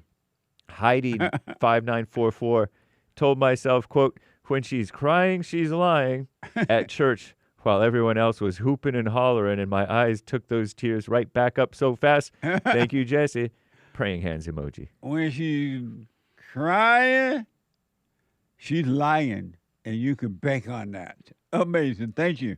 Very nice. Stay with it, stay with it, stay with it. Anthony L. Game over sticker. It is. Thank you. Thank you. Marilyn, a coffee. Jesse, the white women have made themselves mama to black men. White women are the reason black people have been so cruel to white men. The white man is hated in the West because of white women, says Marilyn. For decades, they've been accusing white men of every horrible crime. Racism, sexism, homophobia, rape, etc. Now white men are no longer protect white women, and black men treat them the way that every child treats the mother they hate. Sad but true. It's so true. I can't even argue against it at all. It's so unfortunate, but so true. What a mess. Thank you. Curly on Cash App. That's Bond JLP on Cash App. I'm not white. How do we stop white genocide? By being honest about it, because it seems like the white people are not going to speak up about it. And then those that do speak up about it, a few will, 1 or 2, handful, they are attacked, even by other white people. I'm like, what now? But those white people, the 1 or 2 who are speaking up, they understand that they are not being attacked. The ego is being attacked, and you're not the ego. And they still speak up. We need more white people to speak up so they could overcome fear. But you tell the truth about it, too. And that's what love is. Just don't hate the attackers, but speak up about it. Amazing. Thank you. Anthony L. with a big, wide-eyed, big, open-mouth smile sticker. Thank you, sir. Thank you, Anthony L. Marcus G. Shout out, speaking emoji, to everyone in the chat and to everyone on the JLP show. I wish you all well. 100. Amazing. Thank you. Skip Laug says, Granny tick. Indeed. Granny is tick. Thank you, Skip Laug. I got to stop there. We'll read the rest of them later, y'all. Thank you. Much amazing. appreciation. I really, really appreciate your support, especially with me not having to ask. Ask. I do mention it once in a while to remind you. BRANDI from Hawaii. BRANDI, you are on the air. Hey, Jesse. Hey, BRANDI. Hey, my question was, do you think that because Jesse Jackson has now died, that may be a sign that the civil rights movement will die? Not at all. You don't think so? No, because too many younger blacks have been brainwashed about so-called civil rights, even though there's no such thing. And they've been taught in the schools. And and everywhere else. You notice when Martin Luther King expired, it got worse. And so the same thing with Jackson, especially when the people calling him he was a force for civil rights and that kind of mess. No, it's not going to die. It's only going to get worse. I pray that it does die. All the prayers in I the pray you're world, wrong. the prayer ain't going to do nothing.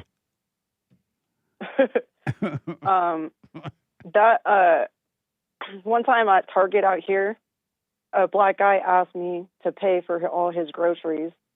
And the cashier and I looked at each other. Yeah, I'm serious. And what happened when you said that? What did you do? But I'm not paying for your groceries. I can't even pay for my own stuff. and we just looked at each other. And why did you say I can't pay for my own stuff, or just said that? No, I'm not paying for your groceries. I pretty much just said I'm not paying for your stuff. Yeah. And the cashier and I looked at each other because we don't really have black people here, so I don't even know where that guy was from. And I haven't seen him since, and he was really black. And there's like not too many here at all. He was really black. Yeah, he was really black. Was he blacker than the Ace of Spades? Oh, yeah, he was up there for sure. Amazing.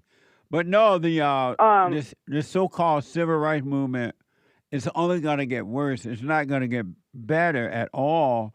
And if you look at the number of black females that they are put into position of so-called power, and all they ever promote is racism and slavery and all that. So it's only going to get worse. It's not going to get better. I think it's funny that they're. But if white people were to speak up about it and know that, hey, I don't care what you say, there's no such thing, it won't have an effect on my country in the manner that it's having it now. It would not have it. It would stop. But white people are afraid to speak up. We get attacked. I'm sorry? I've spoken up like in comments or on like a Instagram or something, and I get attacked for like months over it. I made a comment saying white people didn't steal America, and I'm still getting attacked months later. Like, and how you feel about that? You don't know anything. I don't care what I said is true. Oh, okay. So right on. Amazing. I just take it off. I think it's funny though, Jesse, that these black people don't realize is they're turning us whites and blacks against each other so they can usher in Islam, and everyone's falling for it. They can usher in what? Islam and Sharia law. What do you mean by that? I mean that Islam is already in America. It's already taken over. You ever heard of Mandami? Yeah, I heard of Madonna. You heard of Ilhan Omar? Yep. You heard of but these black people are voting them in. Yeah, what a mess. So it's taking over. But they're already. voting them in, thinking that they're on their side, and they're not. Brandy, thank you. I got to take a break. Back in a moment. Hate news, not the fake news. Thank you, Brandy. Back in a moment. And ever since I started listening to you a couple of months ago, bro, I don't even need to hear the word depression. I don't even care about that because that's not anything that I identify with anymore. Nice. I'm 100% cured. I'm 100% better because I've been listening to the Jesse Lee Peterson show, and I can't even begin to tell you how much I appreciate you. And I just can't even, begin to tell you how much I really appreciate the things that you're doing for young men. Young men need to hear this, and young men need to know this message that you're delivering because it's important. It's vital to their lives, Jesse. I just wanted to let you know that, man. That's amazing. I mean, you made my day, man. When I hear one soul has returned to the Father, it's like 1,000. It's better than silver and gold. So God bless you, man.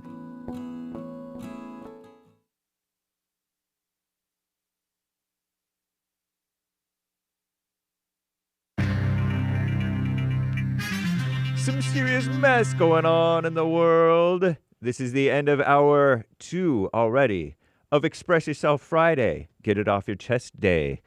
the February 20th, AD 2026. And there is one line open right now. Even during Hake News, Not Fake News, you can call in. Young or old. And JLP will get to y'all's calls if it be the Lord's will, which it might not likely be. He will get to as many calls as he can. All right, it is Hake News, Not Fake News. We'll get to more of your super chats and more great stories coming up in this third hour here shortly. But, and after that, the Hake Report. And after that, the Fallen State TV. And then after that, American Anchor, baby. So cool. Commie Nonsense Network, CNN reports investigators say they still have no clear motive for or leading theory as to why Nancy Guthrie was allegedly abducted from her Arizona home nearly 3 weeks ago.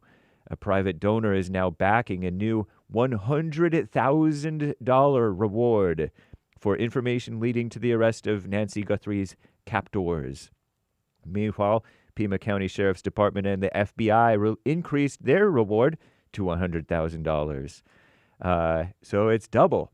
The FBI, Federal Bureau of Investigation for the viewers at home, have also recently briefed Border Patrol authorities on both sides of the U.S. southern border and the Mexico border, right, to be Mexico side, to be on the lookout for any clues in Nancy Guthrie's disappearance.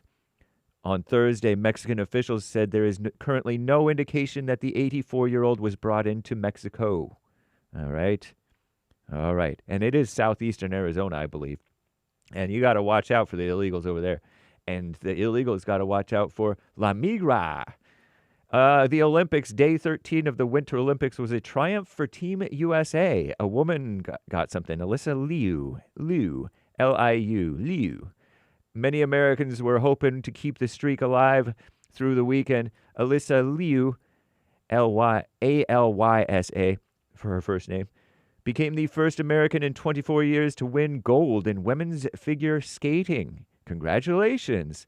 Team USA's women's hockey team also beat defending champions Canada to clinch the gold. I wonder if the women's hockey get to punch each other the way men's do. I don't know if that's an Olympic thing, though, if they get to punch into the Olympics. It was a 2-1 thriller that went into overtime, supposedly, right? Women's sports. When the Olympics concluded on Sunday, some weather-related postponements and delays in Livigno and Cortina d'Ampezzo, pardon my butchering of the names, leave it uncertain whether events will proceed as planned. Fans remain hopeful, especially as Team USA's men's hockey team, which has advanced to the knockout stage, prepares for a critical matchup today that could determine their medal chances. Not sure if that's already started, finished, or when it's going to start. And there is a video out of the White House ballroom design that is finalized or related to that. President Trump's new White House ballroom. You know, these liberals were all pretending to be, history got destroyed, the West Wing, or something like that. Trump did say on Thursday he's going to direct the Pentagon and other government agencies to release government records related to extraterrestrial life and UFOs. Dumb, but whatever. Some people want it, I guess. The VA was going to enforce a new benefits rule, but that got canceled because the veterans or gripers were expressing outrage. They were going to say, we're only going to pay for something if it helps. Something like that.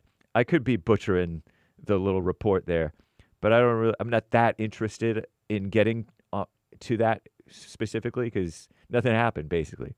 A federal so-called judge, though, in Riverside, here's something you can be mad about, although I don't recommend it. In California, Riverside, this woman, female judge, Biden judge, which is Obama Part 3, she accused the administration of recklessly violating the law and in its efforts to deport illegals, and she said, terrorizing immigrants.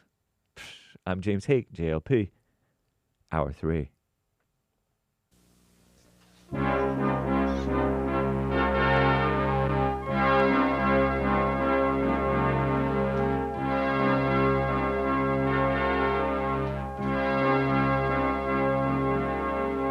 Somewhere in the world today, got to stand up strong. Think the truth about themselves to understand what went wrong. I know we can find a way. I know we can find a way. I know we can find a way to stand up, stand up, stand up.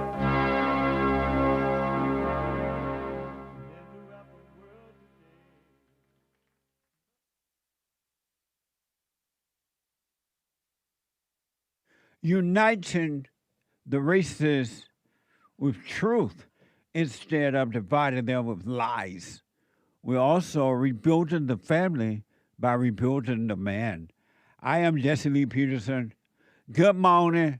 Hi, y'all. You can get involved by calling 888-7753-773, 888-77-JESSE. Jesse, Jesse. And my biblical question, why does violence happen? Why does violence happen? Why? It's everywhere. It's in the air. It's everywhere. And it's bad, and it's going to get worse if we don't deal with it. And nobody's really dealing with it but us and the Great White Hope. But why does violence happen?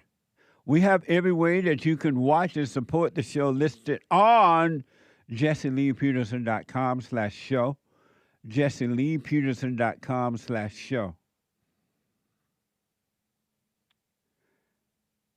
And if you're out and about, you can podcast the show and run around and take care of what you got to take care of, no matter what it is, while listening to the show on your phone. Thanks to whatever, the listen line, by calling I believe it's 605, I'm not sure. 605-615-4131. 605-615-4131 on TalkStream Live.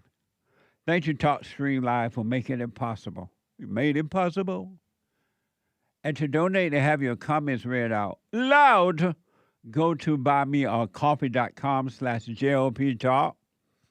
Buymeacoffee.com/JLP Talk or Bond JLP Cash App. Bond JLP Cash App. It's Friday. It's Get It Off Your Chest Day. It is whatever is on your mind. Express yourself Friday. You, Tom, like a mug. You need to go and get yourself bleached, because everything you say about black people, and you're sitting up there looking like a tar baby. It might sound like a semantics argument, but he's a gray alien. I wonder if he's been smoking pot. Pamela Brown explores the rise of Christian nationalism. We've never seen it happen as fast as what's happening in the United States right now. And its growing political influence. Christian nationalism is an ideology rooted in the belief that our country was founded as a Christian nation and that our laws and institutions should reflect Christian values. Why? Is that bad? We support ICE and law enforcement. That's crazy, bro. Yeah, I'm going to punch you. And you're going to get in trouble for that. Okay.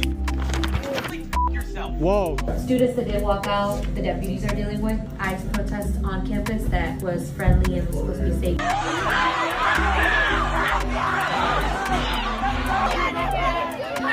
Animal.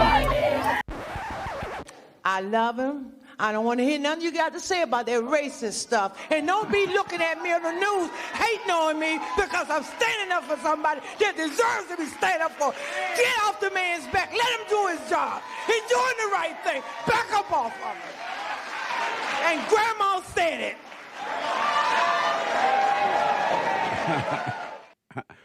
I will listen to her. It's amazing to me, and I do the same thing. I'm guilty of this one.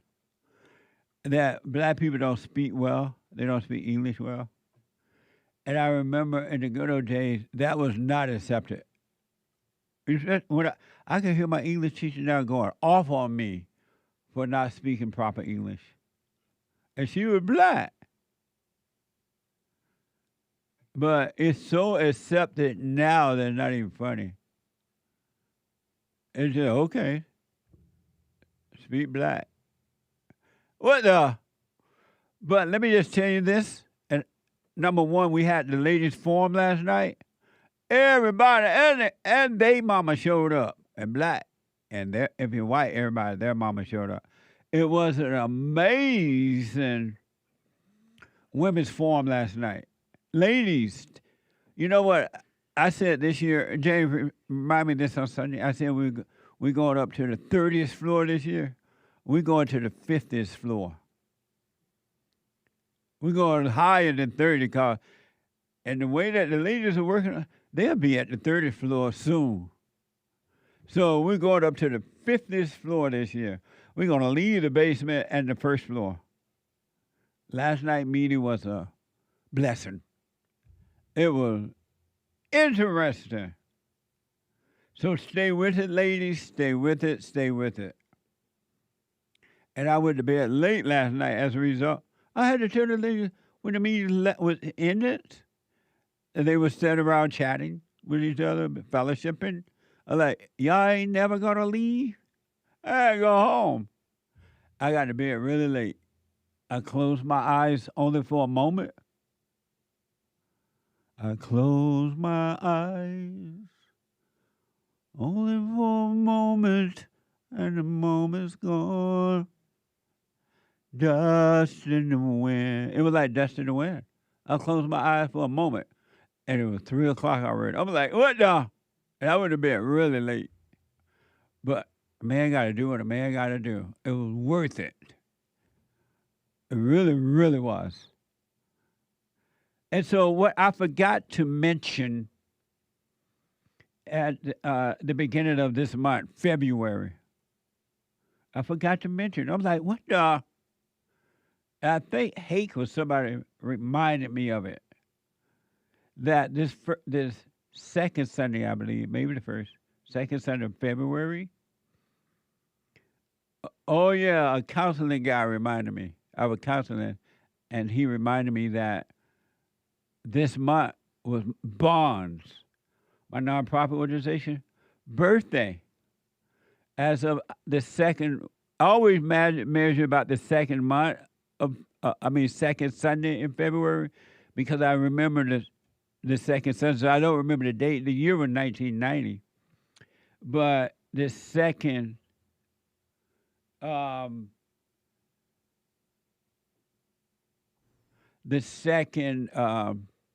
Sunday was the 36th year, 36th birthday of my nonprofit Bond of Rebuilding the Family by Rebuilding the Man. We were founded February 11th, 1990. And as of this month, we have been around for 36 years. And so this song is for all the people who made it possible. This song is for you and Bond. Hey to ya. Happy birthday to ya. Happy birthday to ya. Happy birthday to you. Happy birthday, Bond. I didn't hear the other guys singing, but they were in the background. They didn't turn the mics on for some reason. But whatever. Thank you all so much. 36 years of doing this. I never imagined it. I never thought of what would happen. I never had a plan for Bond. Isn't that amazing? I just have, for 36 years, I've been taking it daily. Whatever happens, happens. With the meetings and everything. And I take no credit. It truly happened on its own. and with your help, and I am grateful. Thank you. 36 years of bond, rebuilding the man, the brotherhood organization of a new destiny, rebuilding the man by rebuilding the family by rebuilding the man, all men.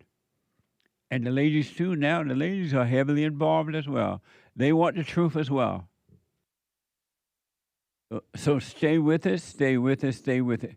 36 years sound like a long time, but it feels like nothing, like a day, like it was last night, a meeting. Hey, what do you want to say? Nice. Amazing. Thank you guys. Shout out.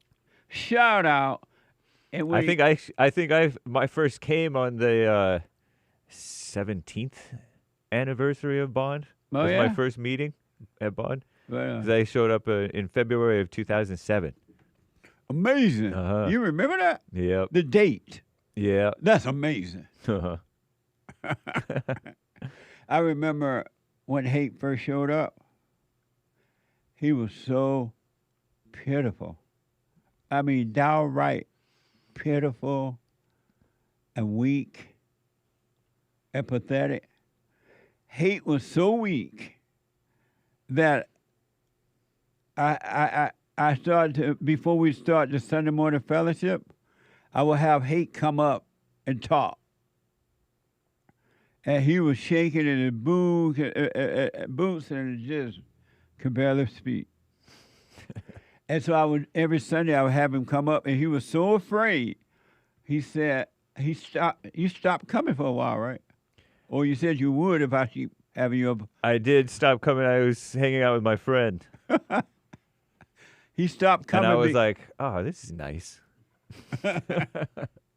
He stopped coming because I would have him come up in front of the audience and speak just before we start the Sunday morning fellowship.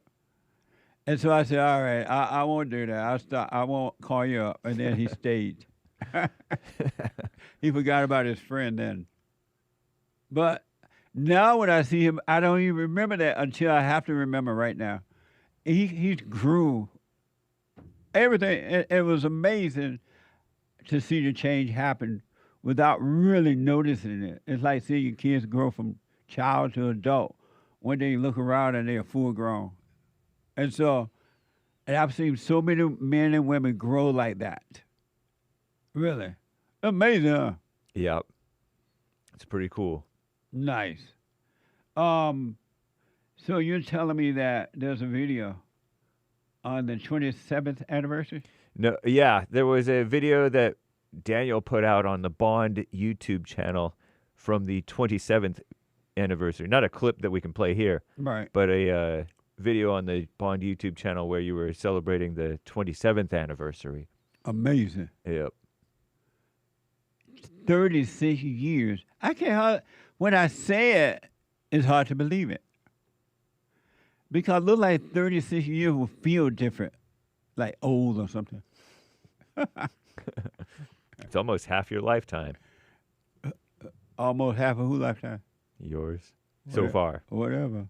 Let's see. You are 76? No. 70. Yeah, you are. Am I want to say that you're. I thought I was 75. You thought like lit. Am I really 76? Yes, Joe Biden. Are you serious? Yeah, because you were born in 49, right? Right. And I'm 76 years old. And we're well past 2025. And so this year, I thought I'd be 76 if it in be May. the Lord's will, you'll be 77. In May? I believe so. No. If I can do my math, 6 plus 1 is 7. It's 49 to 26. So I'm already 76. Yeah, if your birth certificate is correct. You never know in the South. I've been saying 75 because I thought I was 75. Right. You can use those round numbers. No, I'm I about want to use 75. the correct number. I just didn't know. What the? I know. I called myself 43 when I was already 44, something like that, or 42 when I was already. I don't know. Amazing. But congratulations to Bond, my nonprofit organization. 36 years. 36 years. 36 anniversary of Bond. And I really, really, from people around the world, I really do appreciate your prayers, your finance, the changes that you have the things you have overcome in your life, men and women, and everything. Thank you all so, so much. All right? I do appreciate it. Nice. So happy 36th anniversary, Bond. Let me go to Beverly, a first-time caller out of Cleveland, Ohio. Beverly, you are on the air. Hey, Beverly. Morning. Yes. Good morning. Good morning. How you doing, Jesse? You know what? All is well. This right here is my fourth time hearing you, and I just called to tell you, honey, you're doing a great work, baby, and don't come down here, but don't bite you. You hear me? I mean, because, honey, God is pleased with you, brother. And you're doing great work here. Thank you, Beverly. And look here. And Jesus love you, honey, and I love you, baby, and nothing you can do about it. Right on. I appreciate your love.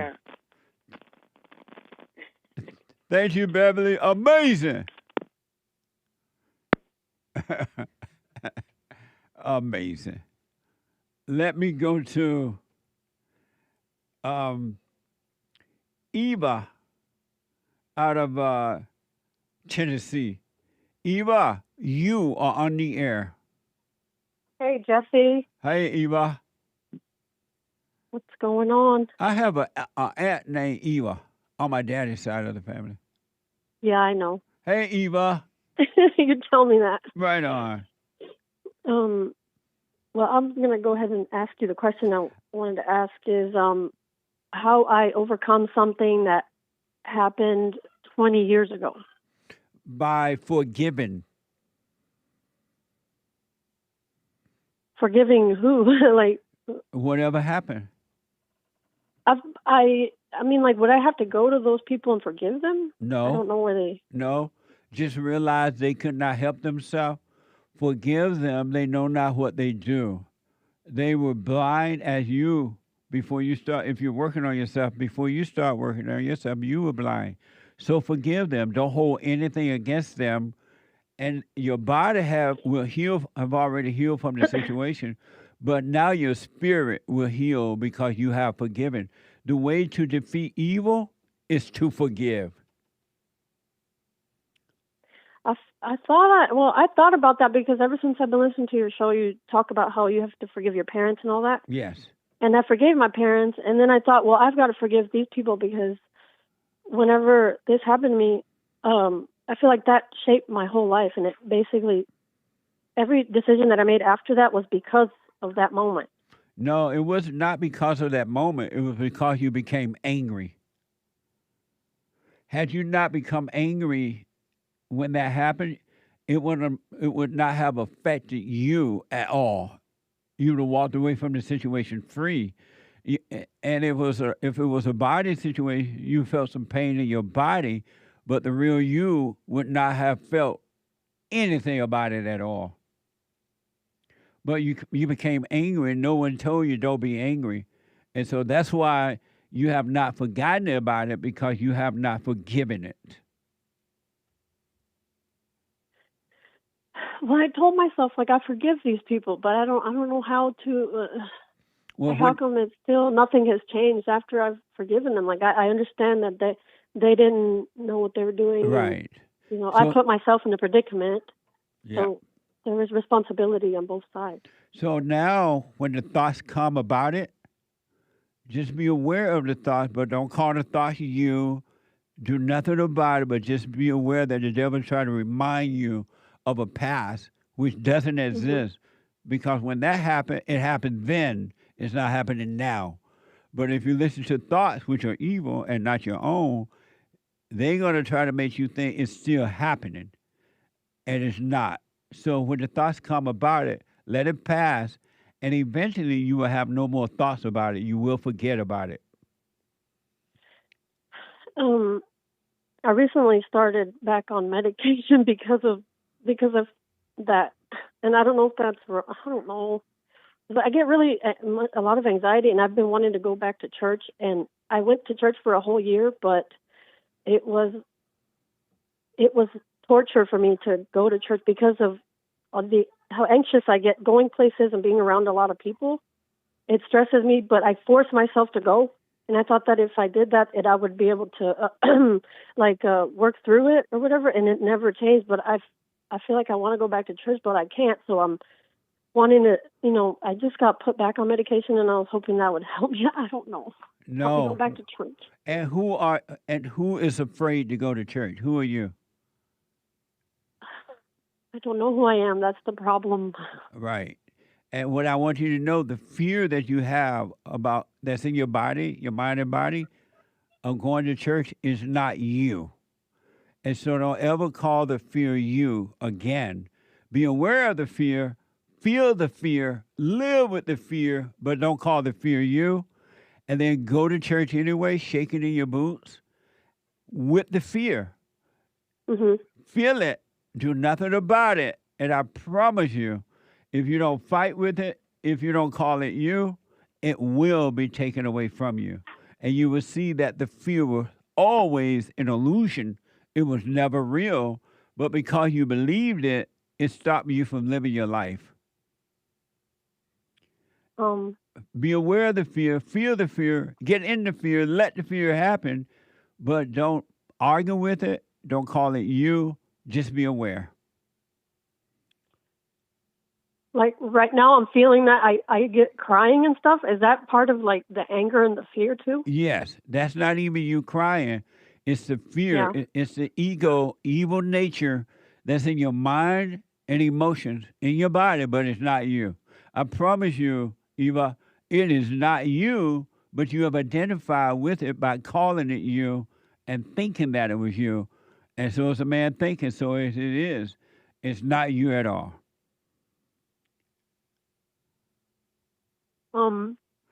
I was going to set up an appointment to talk to the pastor and his wife at church, and I don't know if that's even a good idea. I did do counseling with you, and I feel like that helps me, and I don't want to get like two different, That's right. I don't know. I feel like Christian people, everybody has a different idea. Like it's always different interpretations of everything. The Christians are crazy. The Christian people are out of their mind. And the reason for that, because they're intellectual and they know about God, they read about what somebody else said about God, they read this, right, but they don't know God. And that's why everyone have a different opinion, because they're of their father, the devil, and don't know it. So do you think it's the devil trying to get me to go back to church? Because we have talked to people, me and my husband have talked to people at the church, and they're, talking about how Jesus had righteous anger, and we were both like, no, he didn't. And, but like... That's right. They're lying to you. I don't know if it's wrong for me to, is it the devil trying to get me back going to church? Like, I don't know. Yes. Yeah. Do you watch our church service? I don't, but... watch our fellowship. You can go to rebuildingtheman.com/church. rebuildingtheman.com/church. And watch that on Sunday morning. And it starts at 11 a.m. Pacific time, 2 p.m. Eastern time. Start watching that, and you'll see what the devil is doing to you. He's doing it to everyone. And there are men and women who are starting to become aware of that and overcome. So watch our fellowship for a while and see what's happening. Yeah. Well, thank you, Jesse. This is the first time I've called you and I wasn't shaking in my boots. Right on. And so, but I really want you to know the fear is not real. And every human being has fear. Every human being has fear, except for those men and women who are starting to go through the fear and overcome it. The illusion of fear is just an illusion. It's not real at all. Yeah. So don't call it you anymore. Don't argue with it. Be aware of it, the thoughts about it, the emotion of fear in your body. Relax in it. Walk with it, sleep with it, eat with it, but don't call it you, and it will be taken away.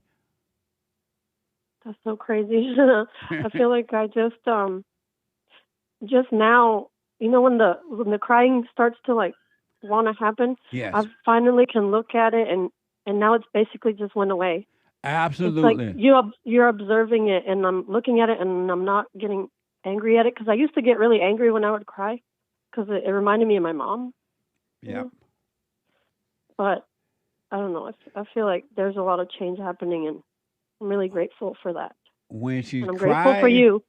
You're welcome. When she's crying, she's lying. And so that's how the fear is going to do too. Observing the fear and not calling it you will take it away from you, because you allow, if you don't get into a conversation about it or anything, and the thought going to come, fear. But don't take a second thought. Don't go with a second thought about it. For example, let's say you have fear, and then the second thought is, oh, I'm gonna go and do this, and I'm gonna do that, and I'm gonna do this. The thoughts start telling you what to do. Don't go with a second thought. And when you don't go with a second thought, the light will come in, and it will save you from the fear. Yeah. It will save you. It will take the fear away. But if you get into thoughts about the fear, calling it you and saying, oh, I'm so afraid, then the spirit of truth can't take it away. It can't help you, because you're looking to the thoughts to help you, and the thoughts are the problem. Yeah. I noticed that when I'm anxious like that, I realized that I was like holding my breath. Yeah. Relax. And it would cause me to get like you know, like shaking and like panicking. I guess they call it like the panic attacks or whatever. And I realized that I would get the panic attacks, but I would stop breathing. It was like my breathing would, like I couldn't, like, it's hard to explain. It's like, catch my breath, I won't be turning back. Catch my breath. But relax. Just relax and watch. And then watching it, it's the light of God, the light of truth, the love. And then watching it, the light will destroy the darkness. It's just even the panic attack are not panic attacks. They are evil spirits that are acting out inside of you, because they don't want you to be in the light. And so they're scared. They are yelling at you. How long will this take? This is too painful. This is too much. This is blah, blah, blah. It's the evil spirits that are reacting inside of you, but you're calling it you because you're having the thought and the feeling, but it's not you. I promise you, it's not you. So it's all lies. That whenever that happened to me, I feel like that's what changed everything, and that's a lie. So what should I have done whenever that situation happened? Because I was still in high school, and I remember going to school like the day after, and that's when the first time I had a panic attack, and it was right after the situation that happened, and it never stopped, and it's been 20 years of that. Well, only because if someone had told you in that situation, hey, what just happened to your body was wrong, but don't be angry. Don't judge them. If you need to take action, but don't be angry. You would not have remembered that. It would be as though nothing ever happened to you. I promise you. But it's the anger that really hurt the real you, because you thought it was you, and it's not.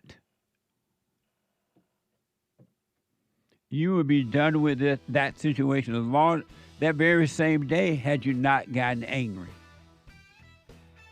Okay. So forgive them. Father, they know not what they do. They're asleep. They are lost just as you were lost before you start to overcome it. It's the same thing. All right? I understand. All right. Thank you so much, Jesse. You're welcome. Stay with it. Stay with it. Stay with it. Happy birthday, Bond, and thank you to everybody that works with you. Right on. Happy birthday. Thank you. Bye now. The treasure chest is now open on DLive and Stretch off on Fuels.net. Back in a moment.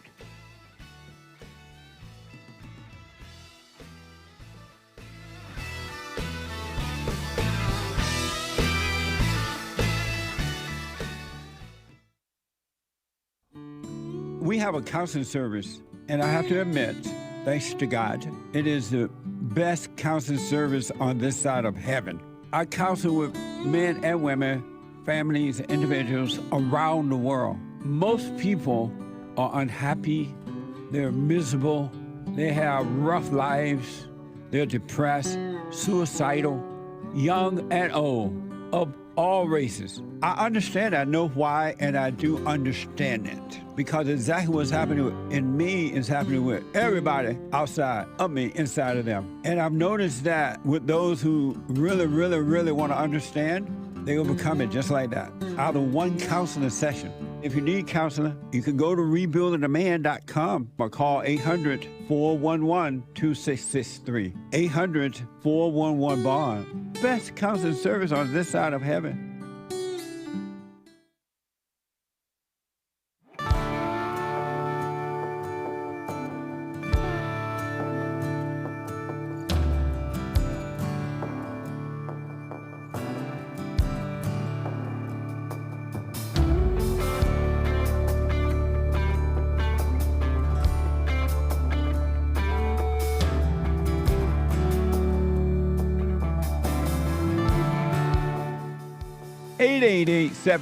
Jesse, quick announcement. Number one, the Hake Report is coming up. The HakeReport.com from 9 to 11 a.m. Pacific time. The guy with the good hair. The guy that was a beta at one time, now alpha. And after the Hake Report, brand new episode of the Fallen State.tv. And amazing, just tell everybody about this episode coming up at 11 a.m. Pacific time. A very interesting discussion with Hayden McDougall, better known as Woman Propaganda. Watch this. Next time on The Fallen State. What's wrong with the blacks? Violent, lazy, evil. If white people disappear, it's over for the world. It's over. A black person will throw their whole entire life away to murder you for saying the N-word. Are they after you for that? Everyone wants to kill me, yeah. These Mexicans crying, don't make me go back to Mexico. I thought you were proud to be Mexican. It's not like they're going to a strange land. Women are like children. They don't know anything. How bad does it have to get before white people wake up? It was so interesting. It was amazing. You're going to like it. Even the black people watch this. This one will help you, I believe. The FallenState.tv at 11 a.m. Pacific time today, Friday. And you can support the Fallen State by becoming a member there on the YouTube channel or locals, JessLeePeterson.locals.com. And then Sunday morning fellowship for all. If you're in the area, come on down. Or you want to travel from different states. People do it all the time now. Countries, they come here for the meetings, the fellowship. At the doors open at 10:30. The meeting starts at 11 a.m. Pacific time, 2 p.m. Eastern time. Go to rebuildingtheman.com/church. rebuildingtheman.com/church. All right? And thank you all for your support. Really, 36 years of support. Thank you. I do appreciate it. And I want to show you something really fast. And I had planned to get to it. This is from the Blaze Media. CNN is dropping a documentary fear-mongering about the political vigor of conservative Christianity just in time for Lent. Watch this from CNN and X.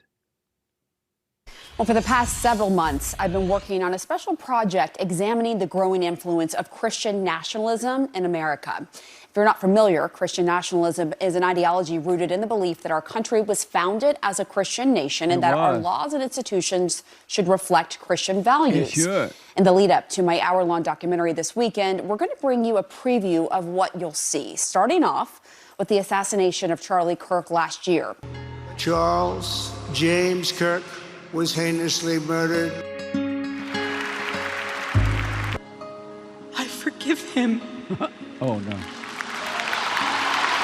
I didn't mean to laugh. Memorial service was one of the most potent examples of this shift in our culture that we're experiencing right now, where a large segment of American Christians are being activated by these ideas, radicalized by these ideas that say that they are the persecuted ones and that they need to stand up for Christians' rights.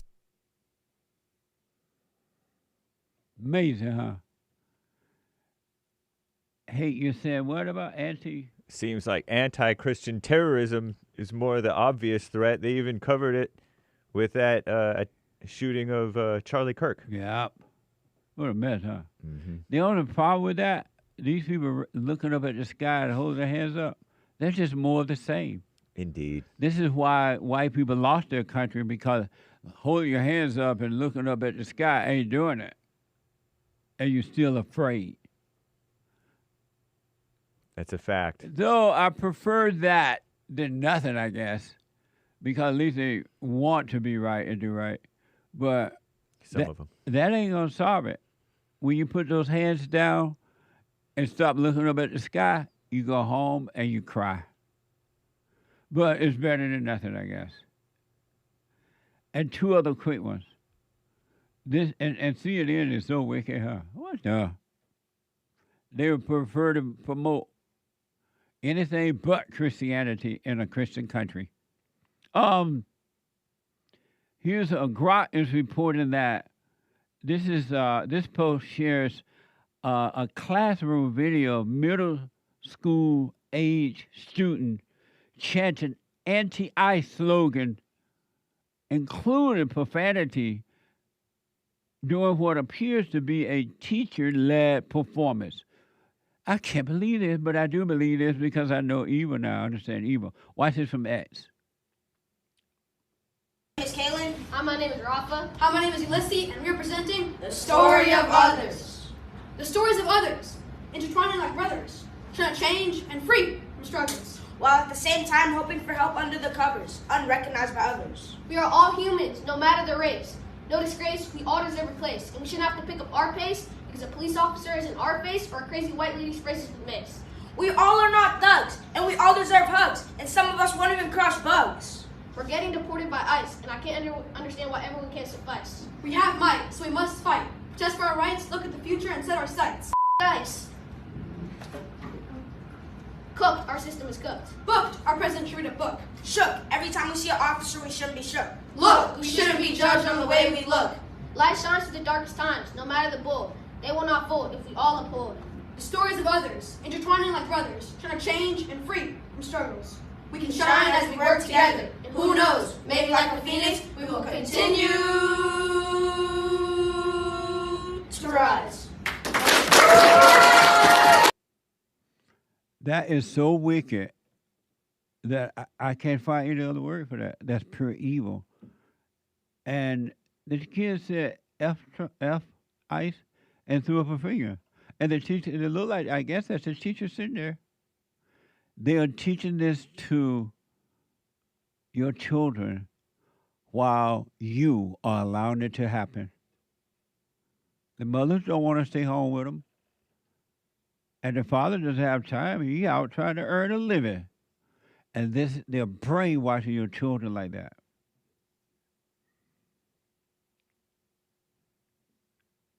What you saying?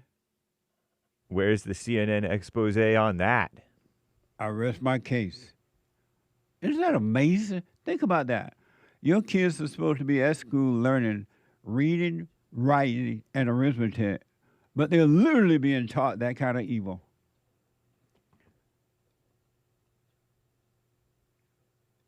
The officers are doing their job to protect the American citizen. These kids are told that they're not. Just imagine what they're going to be like as adults. I am happy that at least one father decide, you know what? I'm not going to let this happen to my children. Go out and talk about ICE and ICE is trying to do its job in America. I'm not going to let this happen. I'm going up to that school, according to the report. I'm taking my kids out of that. This is not going to... And he seemed to be white. If we had 10 more white men who could stand up, we can save America. So this father, according to a report from Grok, this video depicted a father entering Crestview High School office in Florida to check out his 2 children during a planned student walkout protesting ICE deportation. Watch this from S. I'm here to check out because of the protesting. You know, you got kids down there on the overpass just about got hit by a car just a second ago, about caused a wreck. Sad. We do have admins out. There should be something. You have like 1,000 kids on the overpass. One just about got hit by a car. Okay, we did let the deputies know because the students that did walk out, the deputies are dealing with. They had a ICE protest on campus that was friendly and was supposed to be safe in the average. This is for school. This isn't for kids shouldn't even be involved in that. This is for learning. I have to leave work because while I'm working, I have to worry about what you're manipulating my kids into listening to. It's fake media. I want my son out of here now. Can you call him up here and get him out? Wow. God bless this one father of love. Just imagine, white folks, if all white people stood up like that, if all the men just stood up and said no, America would be amazing. I'm glad to show you one white father who appears to be white standing up and protecting his child, his son. Right on. Thank you, sir.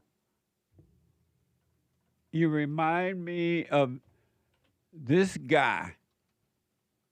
For every one new regulation, 2 old regulations must be eliminated. Amazing. The Great White Hope. I've not seen this in years. Because normally white fathers and mothers turn their children over to the public school, let the blacks beat them up, let the teacher brainwash them, and do whatever they want to them because they're afraid of being called racist. Thank you, sir. I appreciate it. 888-7753-773. Let me go to Luis. Luis out of Arizona. Luis, you're on the air. Hey, Jesse. Hey, What's Louis. up? Hi, Louis. God bless. Thank you. How's everything? I love your program. I'm enjoying it every day. Thank you, buddy. I appreciate it. What you said before, so profound, bro. Seriously, about fear. Yes. And just identifying it in your flesh as what it is. It's not you. And yet you can hear it in there screaming. Absolutely. And you kind of just bring the light to it. I think that's mind-boggling. I've never heard it said before. And I've been to Africa. I spent a month in India. I traveled around. But I met a lot of preachers, African preachers, like all types of preachers, you know. But I've never heard the gospel quite articulated the way you do. And it's funny, didn't Moses also have a little impediment with his speech? God just uses people like us. I know Moses. I think it was Moses right there. I can't speak. He was saying, I can't speak. I need some help. Yeah. Mm-hmm. And the Lord like, don't worry about it, baby. I'm going to send somebody with you. He didn't need that anyway. Right. He just thought he did. Yeah. Hey, they wanted a king too. He didn't even want a king for them. He's like, they wanted David. So he gave them a king, but it wasn't what he wanted. I don't know. He gives us what we asked for, but it's not always the best for us, you know. That's right, man. What a mess. What a mess. Amazing. Will you stay with it? Stay with it. Stay with it. You haven't seen anything, man. It gets better. Love it. All right. It's beautiful. Thank you, Louis. All right. Have a good day. You too, buddy. 888-7753-773. Let me go to KAYLEY, a first-time caller out of Florida. KAYLEY, you are on the air. KAYLEY? Yes, hello. Hey, KAYLEY. Hi, how are you? All is well. How are you? I'm okay. I was watching your podcast while I was waiting, and I saw what happened at LRHS in Florida. Uh-huh. I live in that county, and I did not know that happened, and that really scares me. Really? Yeah. What I a live in mess, Polk huh? County. Yeah, I'm actually, like, I'm still a little nerve-wracked because my heart dropped when I watched it. Well, relax and don't resent it. Be glad that you're now aware that it exists, it is happening. But don't be angry so you don't fall into fear. No, I had to learn a long time ago that I can't get angry reactively, so I just kind of get scared. Because I know that for me, fear goes away faster than anger. Absolutely. But if you were to if you were to overcome all anger and had no anger in you at all, it would be impossible to have fear. Yes, that's true. Right. That is true. Right on. I did want to call and just let you know that I've never called in before. I've never none of that, but I have been watching your shows for a while, and I just wanted to let you know that I'm very, very appreciative that there's still people like you, despite the risks that you face every day just voicing your opinion. I know that we live in America and that opinion and speech are protected. They're defended. But unfortunately, that's kind of been going sideways lately. Yeah. So I just want to say thank you. I have 3 kids, and sometimes I don't know what I'm going to do when they experience the things in this world that are currently going on and as they get older. Because my oldest is currently enrolled in public school for the first time, and there's a lot of jumps and scares and worries, but nothing like what happened at LRHS. And thank God. But I want to say thank you so much, because in this world that we live in today, especially in this country that we live in, yes, despite America being the greatest country in the world by far, it's taking a turn, and it's really scary to think about how that might change. And I just wanted to say thank you for doing what you do without knowing the risks. Are you you're not able to homeschool? Unfortunately, no. Oh, okay. Yeah, no. Unfortunately, I don't have the finances for that. Right. So I have to use public school. But I wish I could. Amazing. Well, thank you. And are you working on yourself? Like you doing the silent prayer and all that? Oh, I've had my back and forth, my struggle with my connection and my relationship with God ever since I was a little girl. But that's between myself and God, and I know He's there. We've been working on it, but I have a lot of slips and a lot of falls when I know I shouldn't. Yeah. Well, you stay present. Do the silent prayer and stay present. And God is not holding anything against you. All He wants you to do is to stay out of your imagination with Satan, but stay present with Him by always being aware of where you are and what you're doing, and God is with you. Yes, sir. All right. Thank you so much. You're welcome. You want me to come over and change that battery for you? Oh, yeah, I've been putting it off for about a month now because I can't reach it. My tallest ladder is about 2 steps high. So are you black? No, I've gotten that question before. No. All right. Well, it's good to hear from you, and do the silent prayer and stay present. You'll be fine. Thank you so much. All right. God bless you. You too. You have a great day. All right. Amazing. 888-77-JESSE. Super chat. Super chats. Very nice. Over on YouTube, Angel Angela with yet another super chat, no message. Thank you. I appreciate it. Amazing. Jim in Alaska, happy birthday, Bond. Thank you. Thank you, Jim. It's amazing, Jim. 36 years of Bond. That's amazing. So that means I've been doing media for 36 years. Indeed. Because I started radio and then got into TV and radio again and everything 36 years ago now. Amazing. Thank you. Very cool. Thank you, Jim. And Jermaine, thank you, Jesse, for the truth working through you. Thank you. And you stay with it. Stay with it. It's working through you as well because you wouldn't be able to see it in me if it wasn't in you. Amazing. Thank you.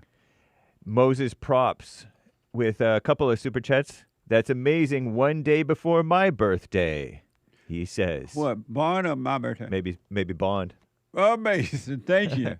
Nice. Amazing show today. Love Jesse and the amazing team, says Moses P. Thank you. The team is amazing.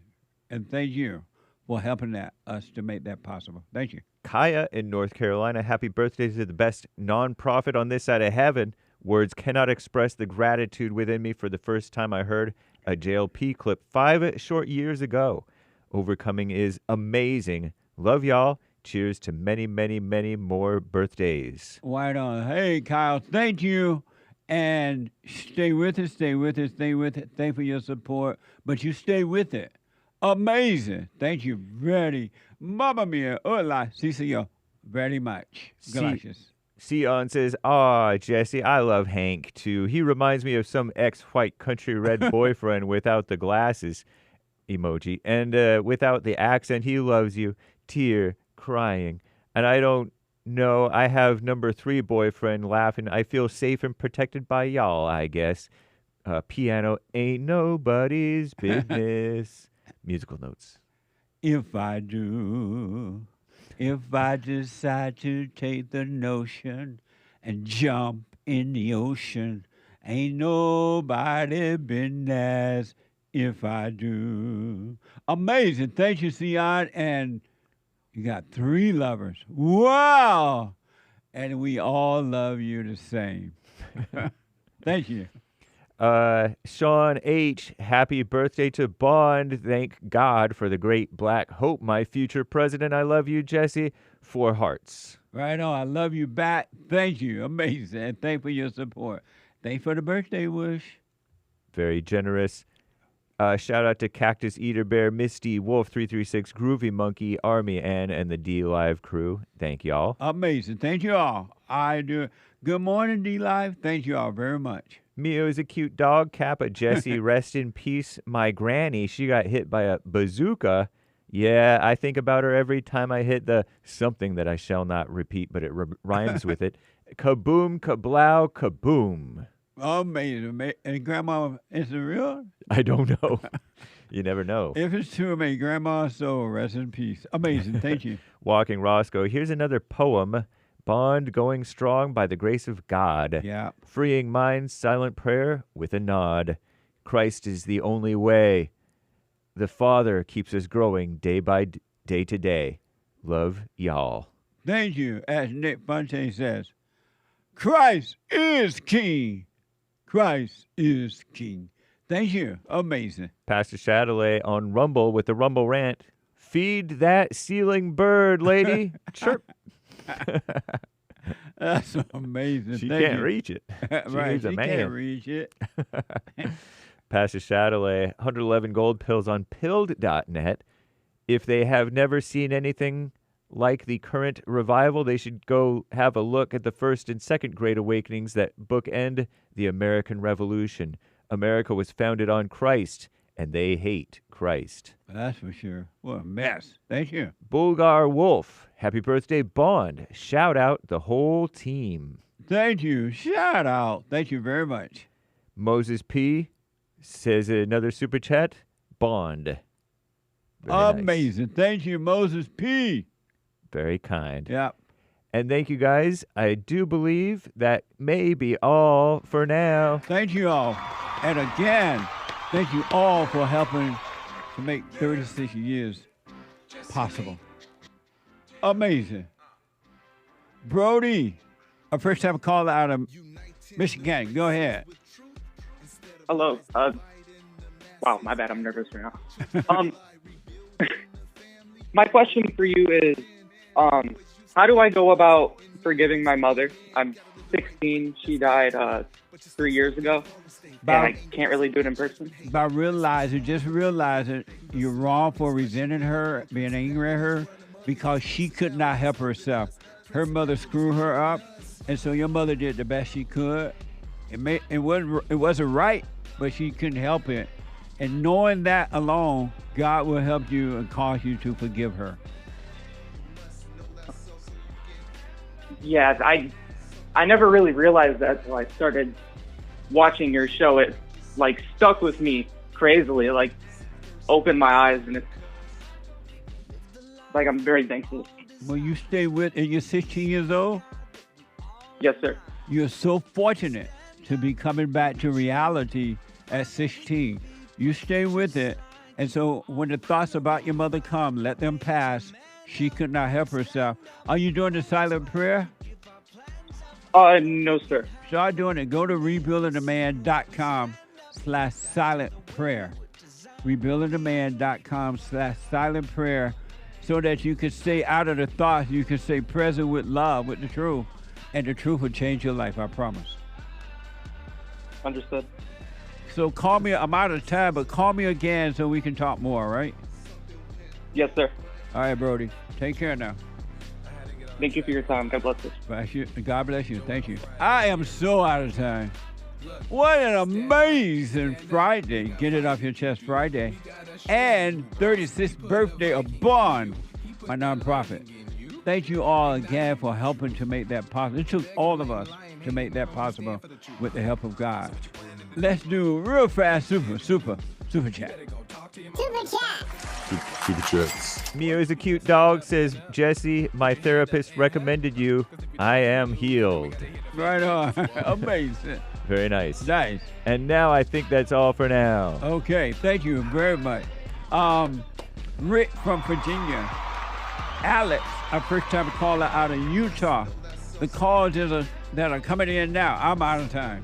The Hake Report is coming up now. And then the FallenState.tv, brand new episode, the FallenState.tv at 11 a.m. And after that, the American Anchor Baby, around 12 or so. The American Anchor Baby. And then I'll see you on Sunday at the Fellowship. Doors open at 10:30, meetings at 11 for all. RebuildingTheMan.com/church. Happy birthday, Bond. 36 years. Amazing. Take care, folks. I'll see you on Sunday if the Lord is willing and the creek don't ride. Bye.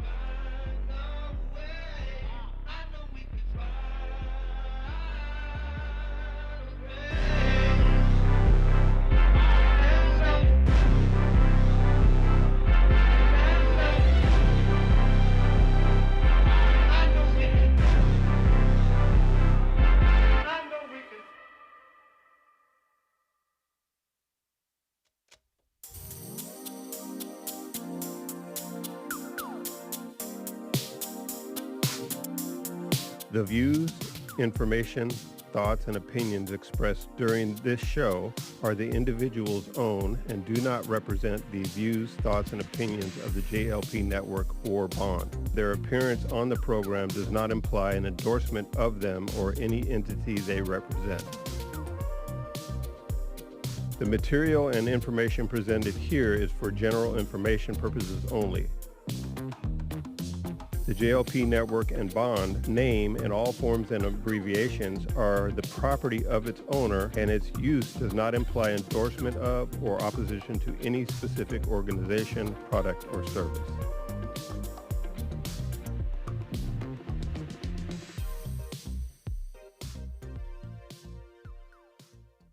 Check out Punchy's Coffee. I have my own coffee now. Punchy Coffee is good. Every bag is roasted to order. Freshest flavor. Top quality. Specialty grade beans.